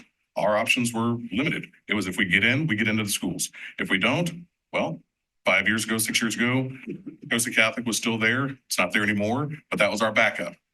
I'm not Catholic, didn't ever plan on being Catholic, and wasn't going to be very happy with that decision, but I would have done it. I think our parents and our community members have to start looking inside and also look at the options that may come based on the decisions that are made to say, hey, we have to look at some of these things and there's going to be alternative decisions. What is my plan B? Because our administrators are doing the best they can to give us the best possible outcomes for the majority of our students. Again, that 80-20, we're trying to do it for everybody. We're not going to satisfy 100%. We're not going to satisfy 95%, but we're trying to satisfy the greater good for the community that we have. Thank you. Ms. Willis? Hi, I just have a few comments. I think unlike many of my board members, I do support a school-based formula. I know that the admin team has suggested that they use a district-wide formula, but the data that they gave us last year, it certainly looked at the seat availability in each school. I say that because I think that there's going to be a disproportionate impact on some of our elementary schools who can't sustain resident enrollment. And I'm particularly talking about Jefferson and Underwood and even potentially Wilson. I know Dr. Means and his team had said that, we can operate schools with just one section classes. And I don't think that is neither a financially responsible approach nor a sustainable approach, especially considering the amount of deferred maintenance that we have in buildings like Jefferson. Last year, I was a part of the policy committee that revised this policy, and it was my understanding there that the district had the opportunity to use seats, waitlist seats to fill seats that were not filled using the formula. And if I look, I actually went back last year, and one of the questions that was asked is there's no JK seats at Jefferson next year. Will open enrollment seats be added? The district said if there is seat availability across the district as we move closer to the start of the school year, the district will seek to fill the open enrollment seats. And I don't think that was ever done. And I believe that DPI gives them the flexibility of filling those seats all the way up until September. So while Dr. Jessup Anger and even Mr. Meyer echoed that sentiment that we haven't used that, it was certainly available to the district administration to use it last year. And that leaves schools like Jefferson with a JK that has one section with 9 students and the other with 14, which isn't even in the optimal range of students for that grade level. Like Mr. Meyer and Dr. Jess Banger have shared, I also think that we need to have a more comprehensive conversation about what this means for our district. Do our community members value keeping open enrollment to keep schools open? Are we going to pay for a large referendum to address the deferred maintenance and the operational costs that are associated with keeping staff? I just don't believe that those questions are being answered, and it makes it really hard for me to even support changing anything in the current policy that doesn't put us in legal compliance. I understand from Mr. Pinion that there are things that we need to do to make sure that we're legally compliant, especially around special education, and even the constraints of having certain numbers defined in our policy. I also understand that. But last year, the board only approved 74 open enrollment seats. There was never a discussion with the board about tuition waiver. It was stated in policy that tuition waiver students may have preference. It was not a guarantee. It was the district's practice to guarantee them spots. Last year, it was a 7% reduction in open enrollment. I'm comfortable with moving towards a reduction in open enrollment. I'm by no means trying to expand it, But I think we need to hear back from our community, and we need to have a comprehensive conversation about what the ramifications will be if we use a district-wide open enrollment method, because there's no guarantee. It's not in policy. The district does not have to use the wait list at the end, and classes can continue to become smaller and smaller. And I just don't, I think we are having this conversation without the pieces that run tandem to it. The conversations about changing boundary lines, the conversations about closing schools. And I think, like other people have echoed, there are creative and curious solutions that we can come up with. That's it, Eric. Thank you very much. I can understand. So based on Jessica's scenario with having JK seats available at Jefferson, when it was closer to school getting started, wouldn't the district-wide formula help solve that? Right, because then it would give the administration the ability to say, oh, okay, we have these 4 applications for JK and 4 seats at Jefferson. That would, I think, help the situation and distribute the students, right? Yes. Okay, thank you. And that's what actually convinced the policy committee to move in that direction, Right. was the flexibility that it would create for spreading open enrollment as far across the district as possible, as well as making sure all schools were attended to. And I think it's important to note that whatever decision the board sends to the state, like the number of seats we want to allocate, we're legally bound to that number. So if we said that last year, we were gonna open 74 seats, we were legally required to fill those. We just only, it was more pigeonholed last year because it was, the schools were specified in the policy. Correct. I just want to make sure I'm Correct. Okay. 100%. Okay.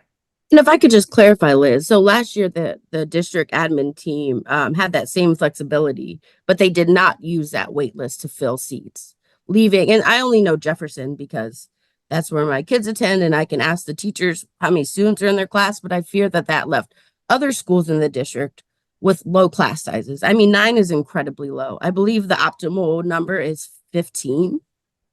So neither one of those classes. So what does that mean for kindergarten? What does that mean for first grade?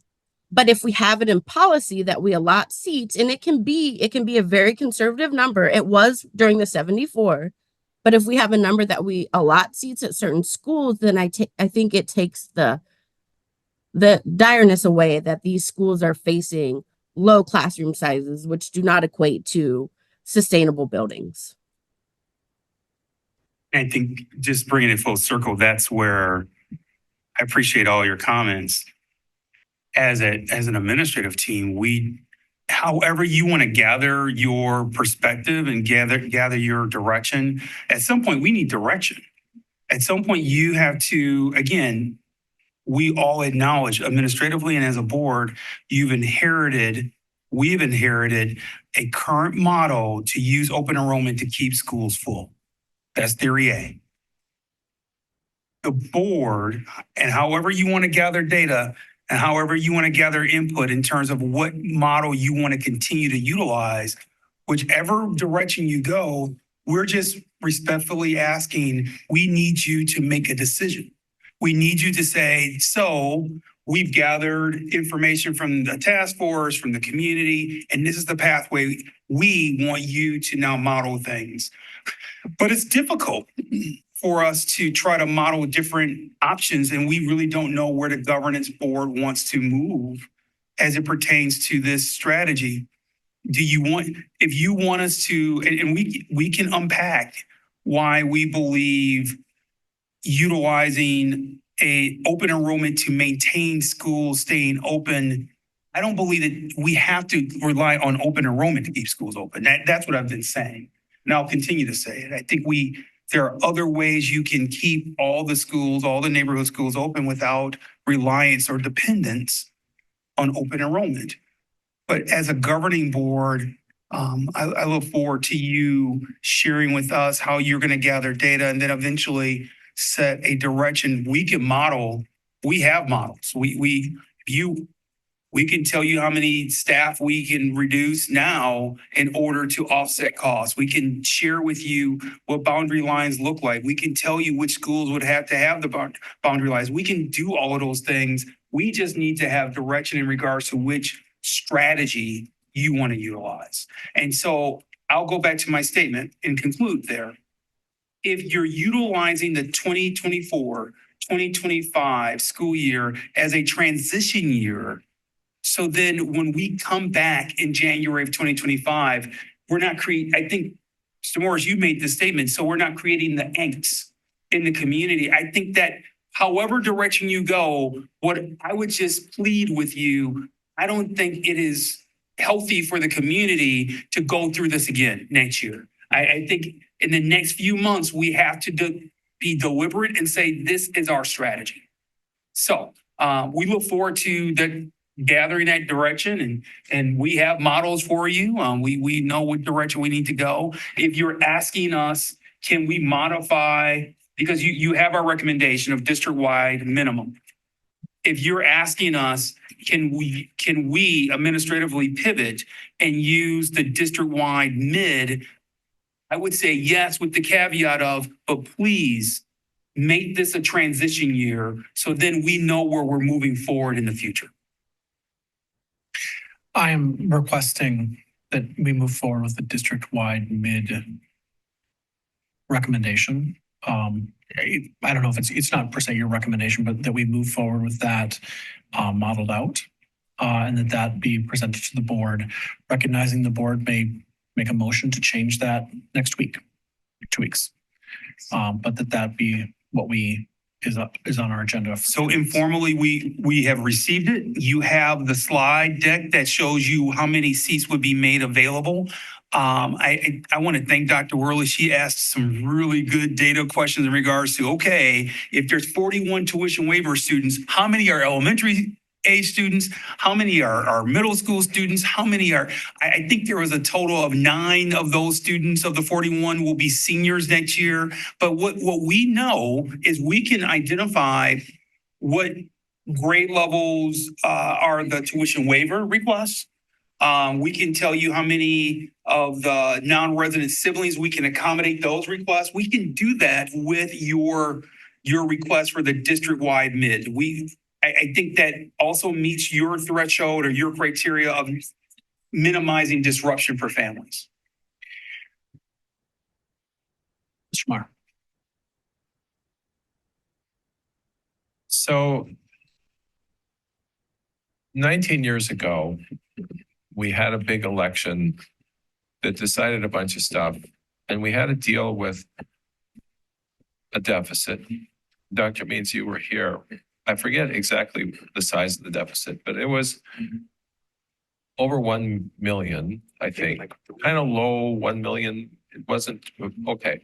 That was hard to figure that. I remember that meeting, it was in Eisenhower, where the board kind of picked things to cut, people to lay off. Imagine that, board, picking who gets laid off. Our deficit now is so large that we can't like noodle at the fringes. There has to be a big decision. And this mid does not make a big decision. So that's your problem, to my mind, that this is, we could wait to see what the legislature does some more. We waited before and that didn't work out. I mean, at some point we have to, educate kids with the resources we have and optimize that.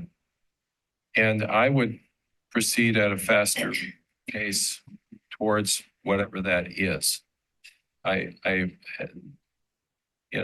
see the wisdom of the mid, and I'm not, with the magnitude of the deficit we have, I'm not comfortable with waiting another year. That's just my thinking. I can see the wisdom in the mid. Thanks. So I just want to recap, this may be obvious, but in the policy 1 5113 that we'll be looking at, we, as a policy committee, intentionally did not say minimum, mid, or max. We wrote it because, and knowing that the district would help us to understand that. But I think the hesitation that I'm having, and perhaps some of my colleagues are having, is that we have some more work to do to set that longer range set of goals that then should be identifying each year which way we're going.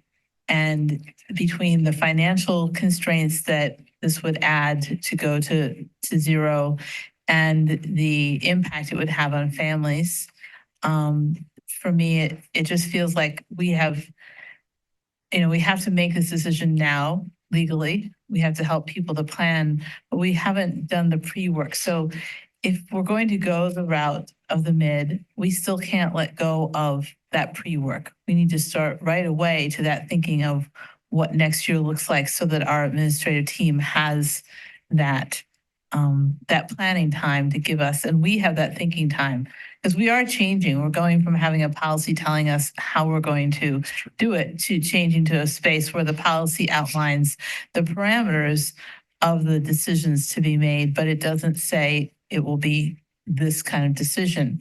We hope that that would be more flexible. But we also are learning through these last week or two that also can create additional consternation, additional non-understanding of where this is going. So we will have to work as a board to do that pre-work, not leaving it until December or January as we go forward in the future. Mr. Morse. With knowing, again, going back to knowing that the cost of instruction is not going to go down anytime soon.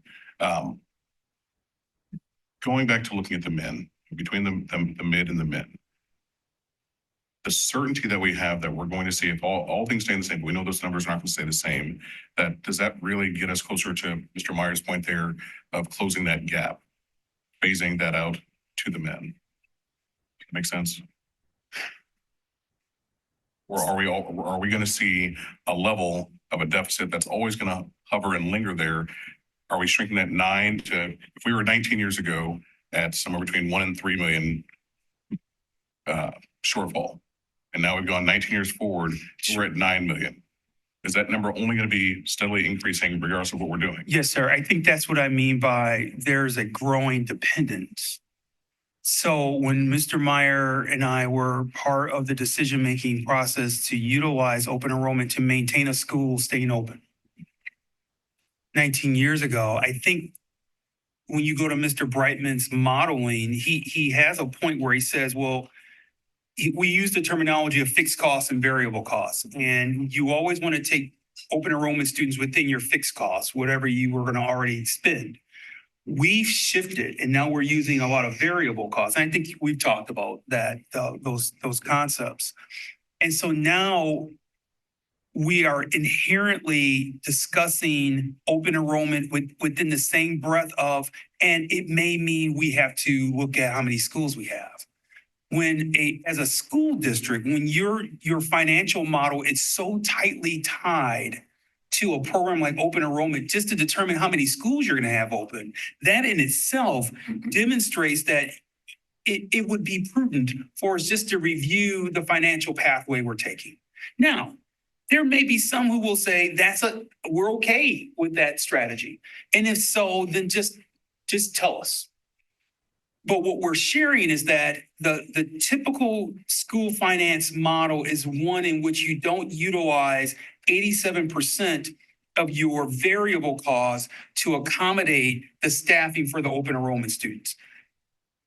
In Wauwatosa, that's become okay. And I think Mr. Brightman has shared earlier, of the 421 school districts in the state, there are a handful. And when I say handful, it may be on one hand that we can count that utilize open enrollment this way. There's a school district to the east of us on the lake shore that the South Lake Shore that utilizes open enrollment in this way, where they have more non-residents than residents in their district. But they use open enrollment in that way because if they didn't, they wouldn't have a school district. And so they, as a community, they've had a discussion. As a community, they've said, this is our strategy. And as a community, everyone's okay with it. And I think what I'm hearing from the board this evening is you want to have a similar conversation of deciding where does the community sit? If the community, after you gathering data, after you gathering feedback says, no, we're okay with utilizing open enrollment, and we don't view it as dependence, we view it as a strategy to keep our schools open. Because language is important, right? So that nuance is important there. If that's where you land, that's great. What we're just saying administratively is, and I think you said it so well, so you said it better than I can say it. I would hope for our families, for our district, that we make that decision prior to December of 2024, because I don't think the community has the tolerance to continue this very painful conversation. It's interesting. Someone said to me, I can only see open enrollment one way. And I think we've tried to point out in our data points, you can see open enrollment in a lot of different ways. It depends on your perspective. And it doesn't mean, and I haven't seen all the emails that the board's received, but I've seen quite a few of the emails. There are well-respected people on both sides who are making very data-driven arguments. I think ultimately, so there's no wrong, I guess what I would say is there's no wrong answer. I think it's just a matter of how do you land in a place where you feel comfortable in making a good policy decision. I hope that answers the comment. Ms. Willis has her hand. Ms. Willis? Dr. Means, if you could just answer directly, I mean, I think it would be helpful. You keep saying that we can maintain our schools without open enrollment. Do you think, and in your experience, it is financially responsible to keep buildings with as much deferred maintenance open with one section?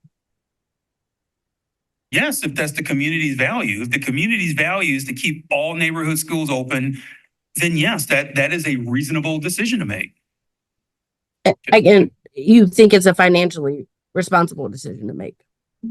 I would say if the community's desire is to have neighborhood schools in all the neighborhoods, then that's the decision you made. Is it financially responsible?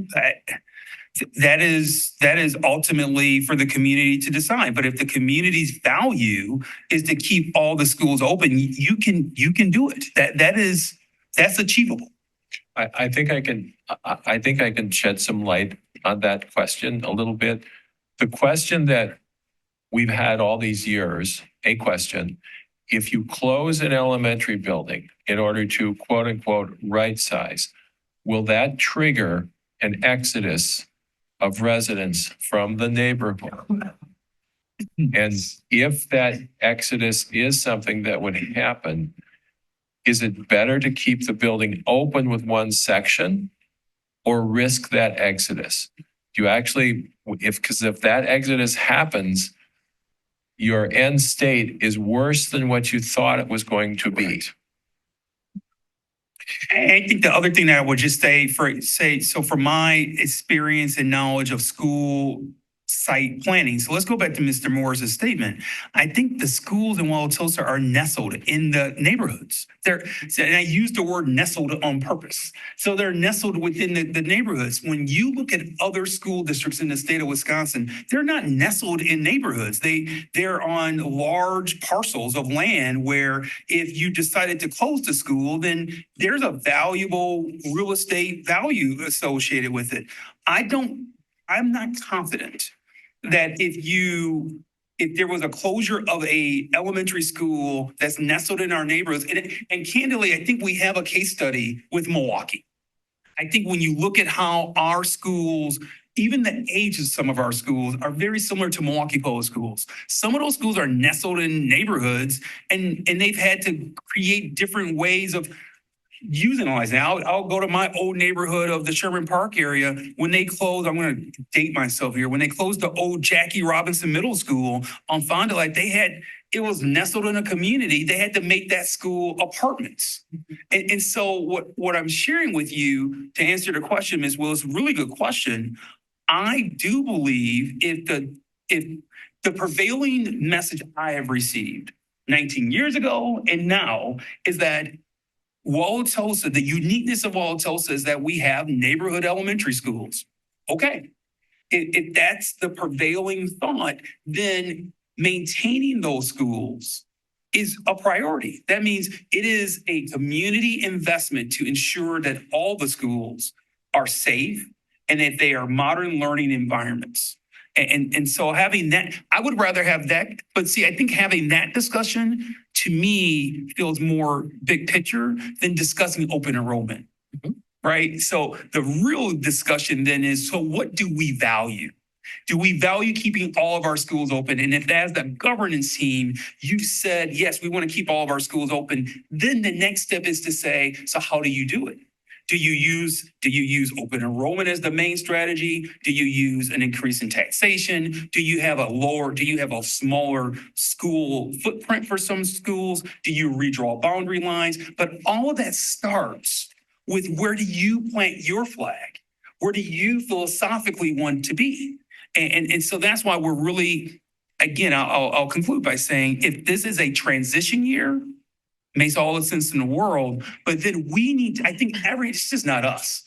We're the least of the concerns. Families, students, teachers, principals, they are all waiting on the governance team to make a decision. And I will say, in defense of the governance team, you don't need me to defend you, but I'll say in defense of the governance team, and when I look at the task force, they've had over 20 hours of time to dissect and go over and discuss these issues. You haven't had that much time.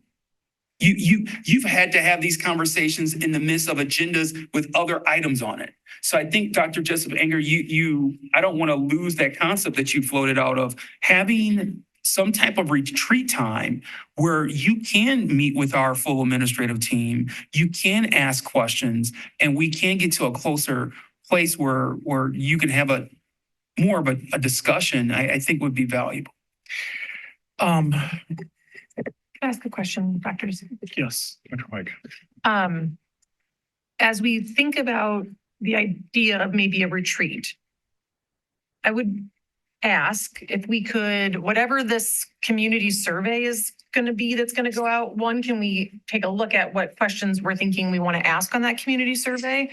And two, can we time it out such that we have some results by the time we would sit down and meet? Because I personally would really like to hear from a wider net of our community to understand where people are kind of generally at.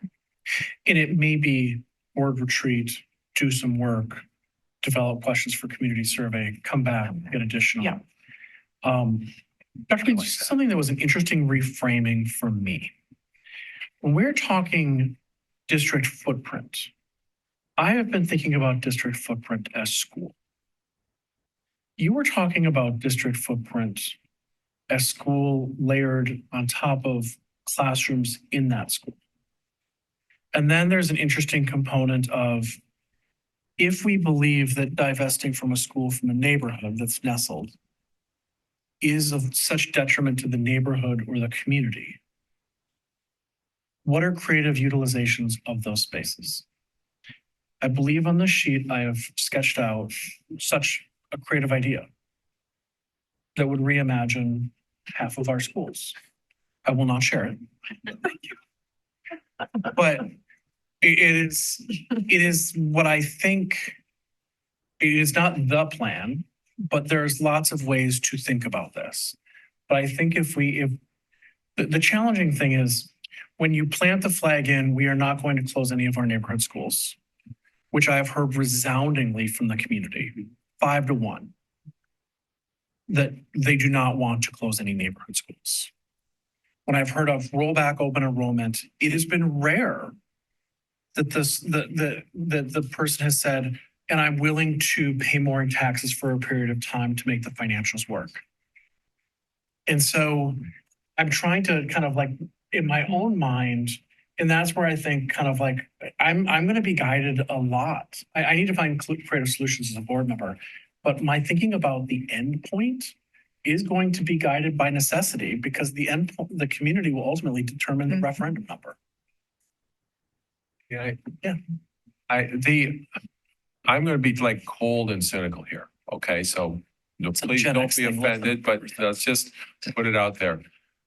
I would like the survey to examine the full range of oxes that could get gored and see what the response is. Because when you put out an email that says, we're in the possibilities to close Washington and or Jefferson, it's Washington and Jefferson parents predominantly Yeah. who come here. It's not the road, not so much. Okay. 20 years ago, when the talk was close Wilson, and I said in a public meeting, well, I suppose we could consider Lincoln as well. We had Lincoln parents running for school board. We had it mattered if it was going to directly hit you. And I don't blame people for that. So to your point, Dr. Jessup Anger, the idea, I hope it's to your point, that increase in taxes, if that question is like tangible, real at hand, what do people really think about that? When it's real now, your tax bill is going to go up X dollars. Is that okay or not? I don't know. Yeah.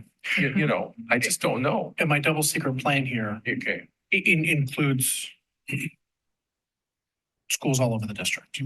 And they may like it or not. But I think, this is, I want to be careful.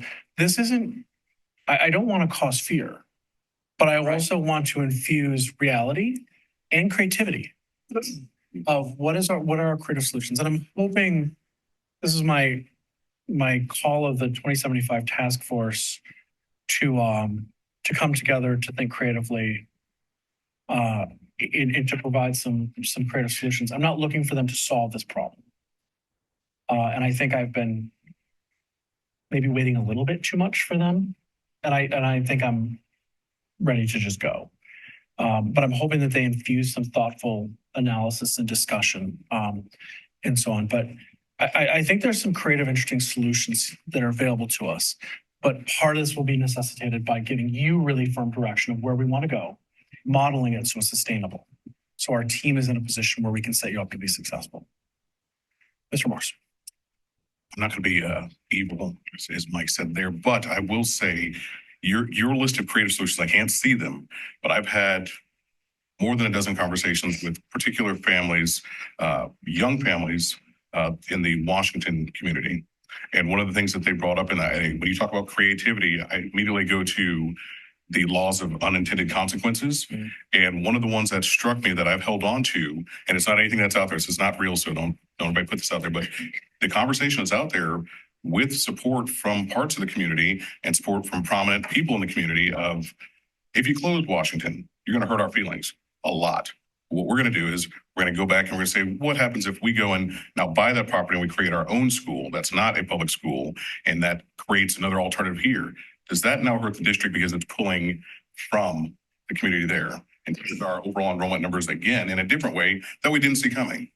When Dr. Means just talked about, we got these schools that are nestled into our communities. It's part of the fabric of when you buy a house in Tosa. I bought my house specifically where it is, across the street from East and down the street from Lincoln for a reason. Because I never wanted to have a school bus. I'm not driving anybody anywhere, but I still have to drive them someplace to an extent. People will change where they want to live. But if you have something that changes where a school closes, does that become one of those creative solutions that happens inadvertently? Because you know what? In Tosa, we don't like to build tall buildings. We don't like to change what these historic buildings look like. But somebody would happily gravitate and say, but I know a developer that has a great idea that can come in and help these families and change that. And if they world-class new school in an old building that's got different funding, that's got a different model than what we have, is that a consequence that pops up in those creative solutions potentially? Just throwing it out there that now, 4, 5, 10 years down the road, who knows how long that could be or how long it could take, does it subtract from that nice enrollment number that we're trying to get to and then force into other conversations like, well, hell, to keep the rest of the schools open. Now we need some more of that open enrollment because we got to go back and look at those things. Now Back to the drawing board again. that would be an exodus. A different kind of exodus, but still a significant loss of resident enrollment due to an elementary closing. Would that happen? And is it better to keep a one section school open than to suffer that risk of the unintended? I think we get burned by risk. We know that. That's the, yeah. I spent some time this weekend talking to a member of the Elmbrook community who's been there for 30 years. And she was talking about their elementary schools that are shuttered, molding, and figuring out what are they going to do with it, because they got to get rid of it and it's not in a spot to sell. So all communities have challenges right now. I would ask the board to do some reflecting about what are unique attributes that make us special, that are likely to move us towards the achievement of our strategic plan, our board North Star, and what are the things that we can leverage to continue to bring people into the community and to provide really excellent educational experiences. I would ask one thing that I have not seen the task force do, and a question I've often gotten or heard from task force members is the board going to support this? I am only going to support anything that comes forward from the task force if it's clearly aligned with our strategic plan and our board North Star. Now, there's lots of ways you can squint at a strategic plan and make it fit, but if it has not been clearly articulated to help us move forward with what the community and the board has adopted as where we are going, then no, I am not going to support anything that the task force brings forward. Now, there's lots of ways to approach it, but for me, that's why I would ask if the task force is thinking about how do we know if the board's going to support this or that? What is the board thinking? I'm looking for collaborative work. I'm looking for creativity. I'm looking for alignment with what we have articulated as our values, our priorities, our metrics that will help us move towards those things. And I would layer onto that financial health is really, really key as well. I think a key point, what you're talking about there, Eric, is a unified and collaborative task force, not a table of two task force. Yeah, because I want to make sure that this gets somehow reeled back in so that it's not my side of the task force said this and their side of the task force says this, and the recommendations felt like they're be coming from one side or the other, or the overall outcome of whatever our decision to be in alignment with the task force or not is not where it's a division on the board or division of what looks like it could be on the board with following a side of the task force. And I'm okay with multiple choose your own adventures. Here's an opportunity. Here's the strengths and weaknesses. Here's another path. Here's strengths and weaknesses, and to know what those are. So I agree. I understand that not everything can land on a single place, but I would like to see it go together. With that, I think we have provided you. I want to be clear to summarize. While administratively we've made a recommendation, you've asked us if we can implement a modification to our recommendation to a district-wide MID. That's what you've asked. We can implement it if it is being leveraged as a transition year. You've said yes. I think it's going to necessitate at least 2 board retreat dates. One where you have the ability to look at survey questions, because we've been targeting mid-March to release the community survey. So that would mean some type of meeting of the board in February so you can look at the questions. We'll gather the data and then you can come back in April to see the results. We've been working with a company by the name of School Perceptions. School Perceptions is the group that the board worked with in 2018 for the community-wide survey. They have extensive experience in utilizing surveys across the state of Wisconsin for these types of community conversations. And so we would value the board's feedback on those questions. So thank you for that suggestion. And I think it will help you, because I think what you're saying is that you need that type of feedback to truly make good governance decisions. So I hope that helps with the summary as well. The last thing I would say is, Mr. Meyer, you talked about your sense of urgency. I certainly share that. And I think my colleagues, I'm hearing that as, Dr. Means, you said we need to have a decision by December. I would push us to have a decision by end of August, if we can get there. I think that my sense of urgency is that so we make the decision instead of circumstances deciding it for us. Because out of money is out of money. And then really silly decisions get made when you hit the wall. Yes. And we make better decisions if we decide as we approach the wall. That's my urgency, that we will have better decisions, I believe, if we move not on a like silly fast, but responsibly expeditious to get it done. Yeah, agreed. Thank you both for your work and for the whole team who put everything together. Much appreciated. We appreciate the conversation. I would be remiss if I didn't say I appreciate all the feedback from the community. I know it's varied in terms of perspectives. I know it's varied in terms of emotion and passion, and that's good. I would just conclude by saying that means that people really care about our school system. And so I appreciate the conversation, that we've been civil, that it's been clear, and thank you for the opportunity. Colleagues on the board, we have a variety of different things to get through in executive session. For anything that we can move through quickly, I would ask that we strive to do so. And then I will meet your dual goals of giving time for people to talk and getting us home before return of pumpkins. Next up right now is Finance and Resources Committee report. Ms. Heimer-Roth. So the last committee meeting was right before the holidays on the 13th of December. I'll just go through like the key points then. I won't go through what we discussed in the whole agenda. We're starting to look at the budget calendar, the draft, and when we're going to start making decisions as a committee before bringing recommendations to the board. Starting next month, so in February, I've asked Dr. Means and Mr. Brightman to bring scenarios to the Finance Committee on how to either reduce cost or increase revenue for the district. So I know we talked a lot in our last conversation about really specific models on how we deal with our budget deficit. So hopefully starting in February, we're going to start talking about specific scenarios. Some preliminary assumptions are that we're going to get an additional $325 more per pupil in the next budget, and that we're going to increase salaries and benefits by 4%. So that's kind of the starting point for next year's budget. Jamie gave a quarterly report for the Division of Technology. They're really looking at an analysis of current tech staffing and equipment budgets. So I think you'll have some more specifics for the committee at his next update. That's pretty much it, unless anybody has questions. The financial reports are available on board docs. The minutes will be available soon. Mr. Brightman is not feeling well, so those will be up in board docs soon too. No major variances to report for October or November.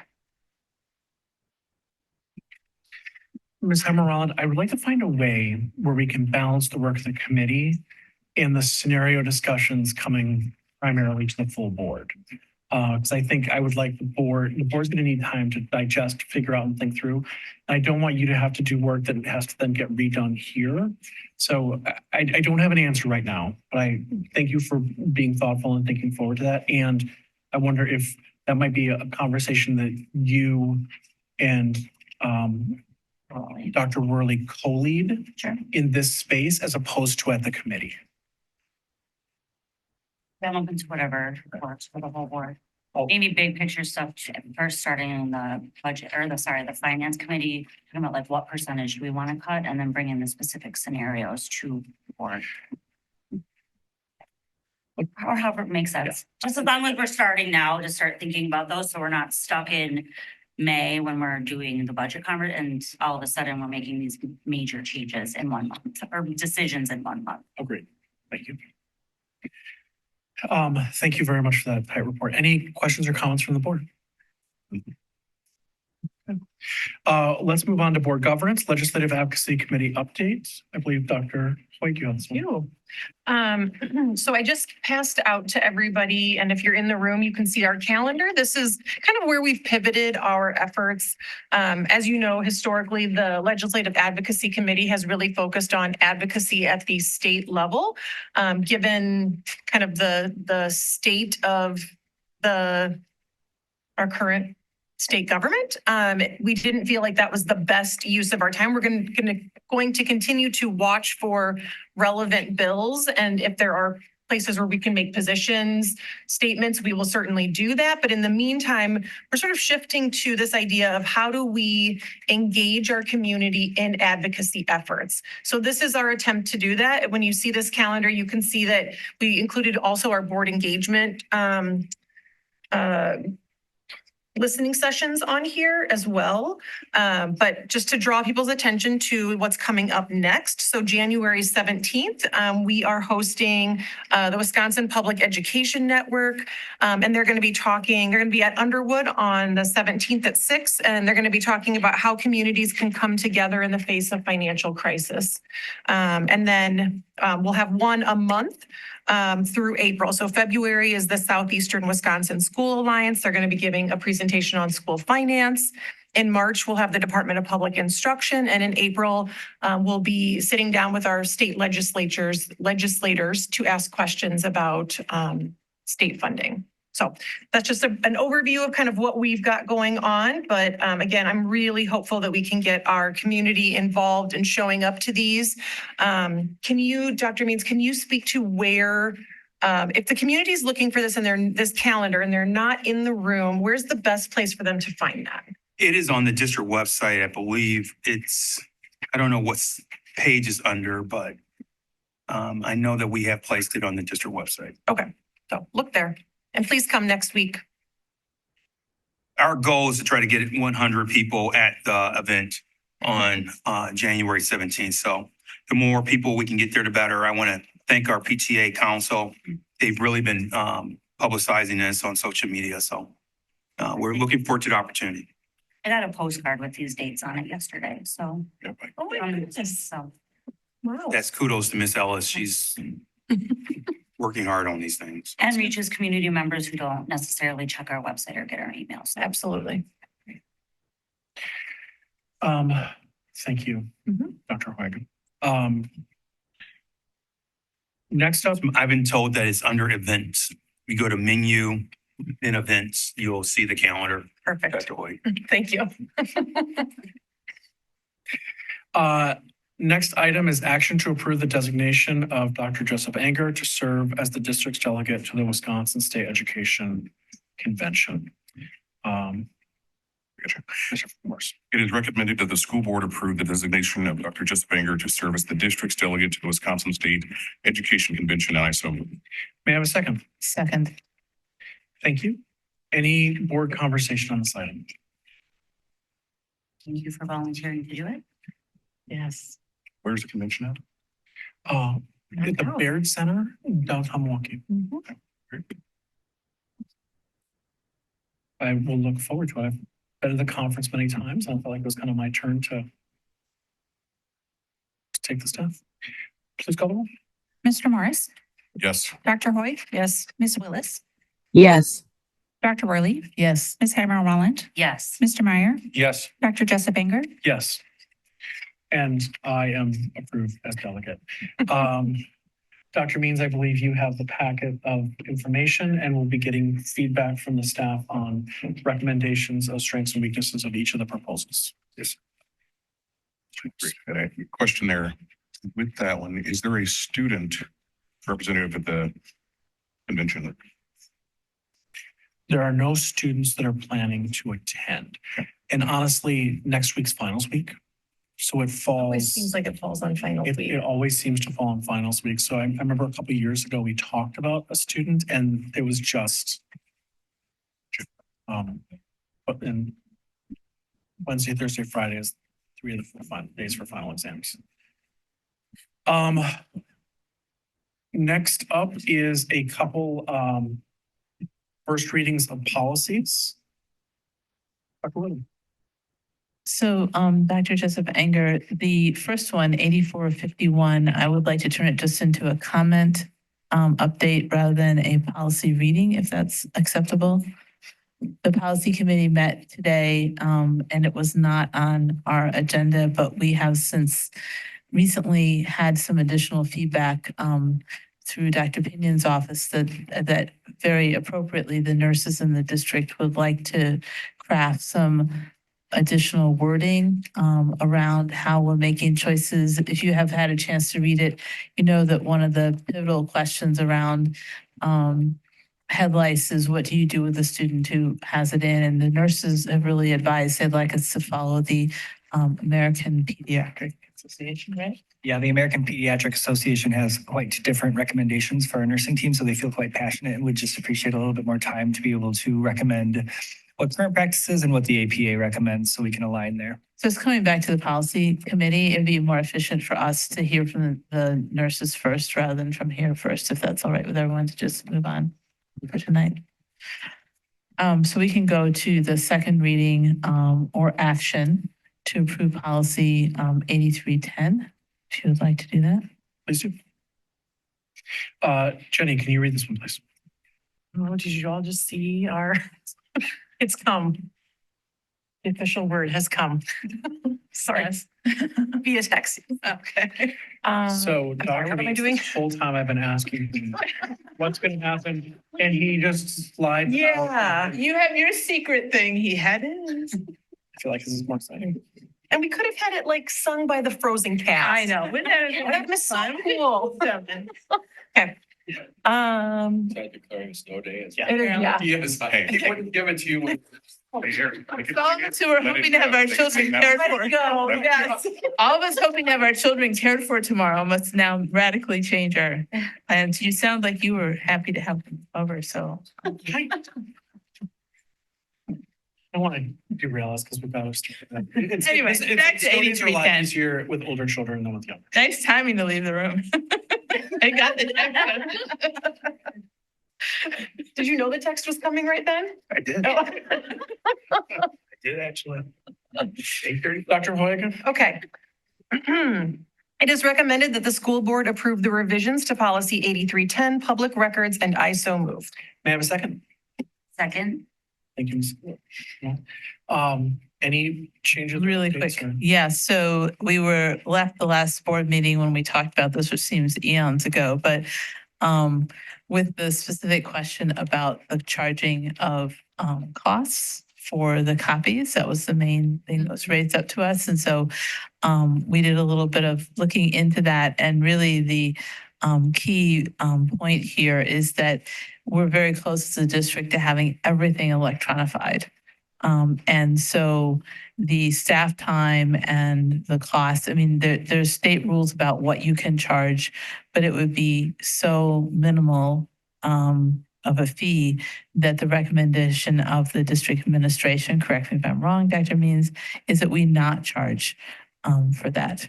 So it's really because we've become such an electronic world, and that people should have, everyone feels like we should all have access to it no matter what our economic status is, which is another important point. And then the relevant staff time is very minimal, given how we've got things set up, or we'll soon have them set up. Dr. Rowland, does that also include if someone needs a special version of it accessibility wise? Say they needed it in Braille, say they needed it in some other form or fashion that's not digital? I don't think the policy accounts for that type of accommodation.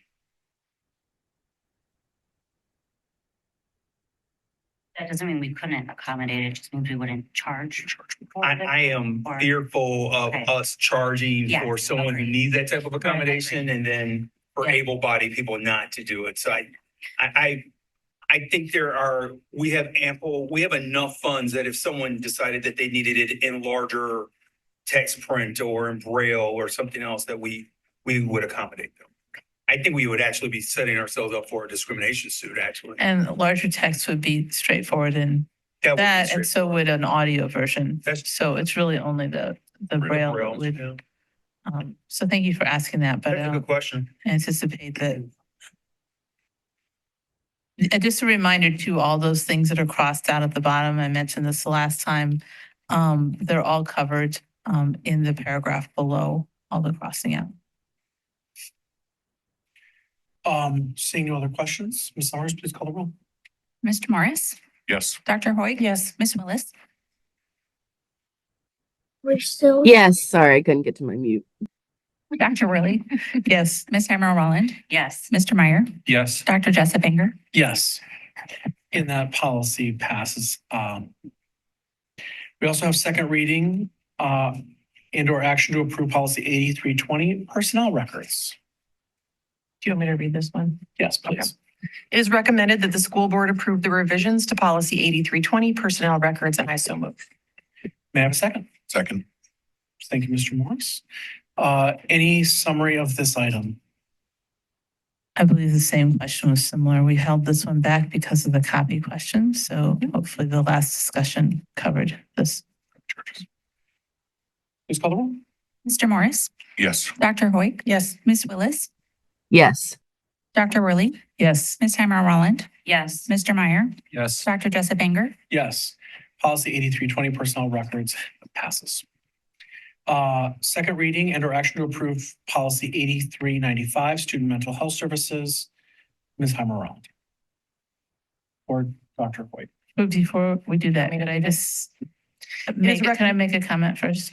So we did look at this evening, just before the board meeting.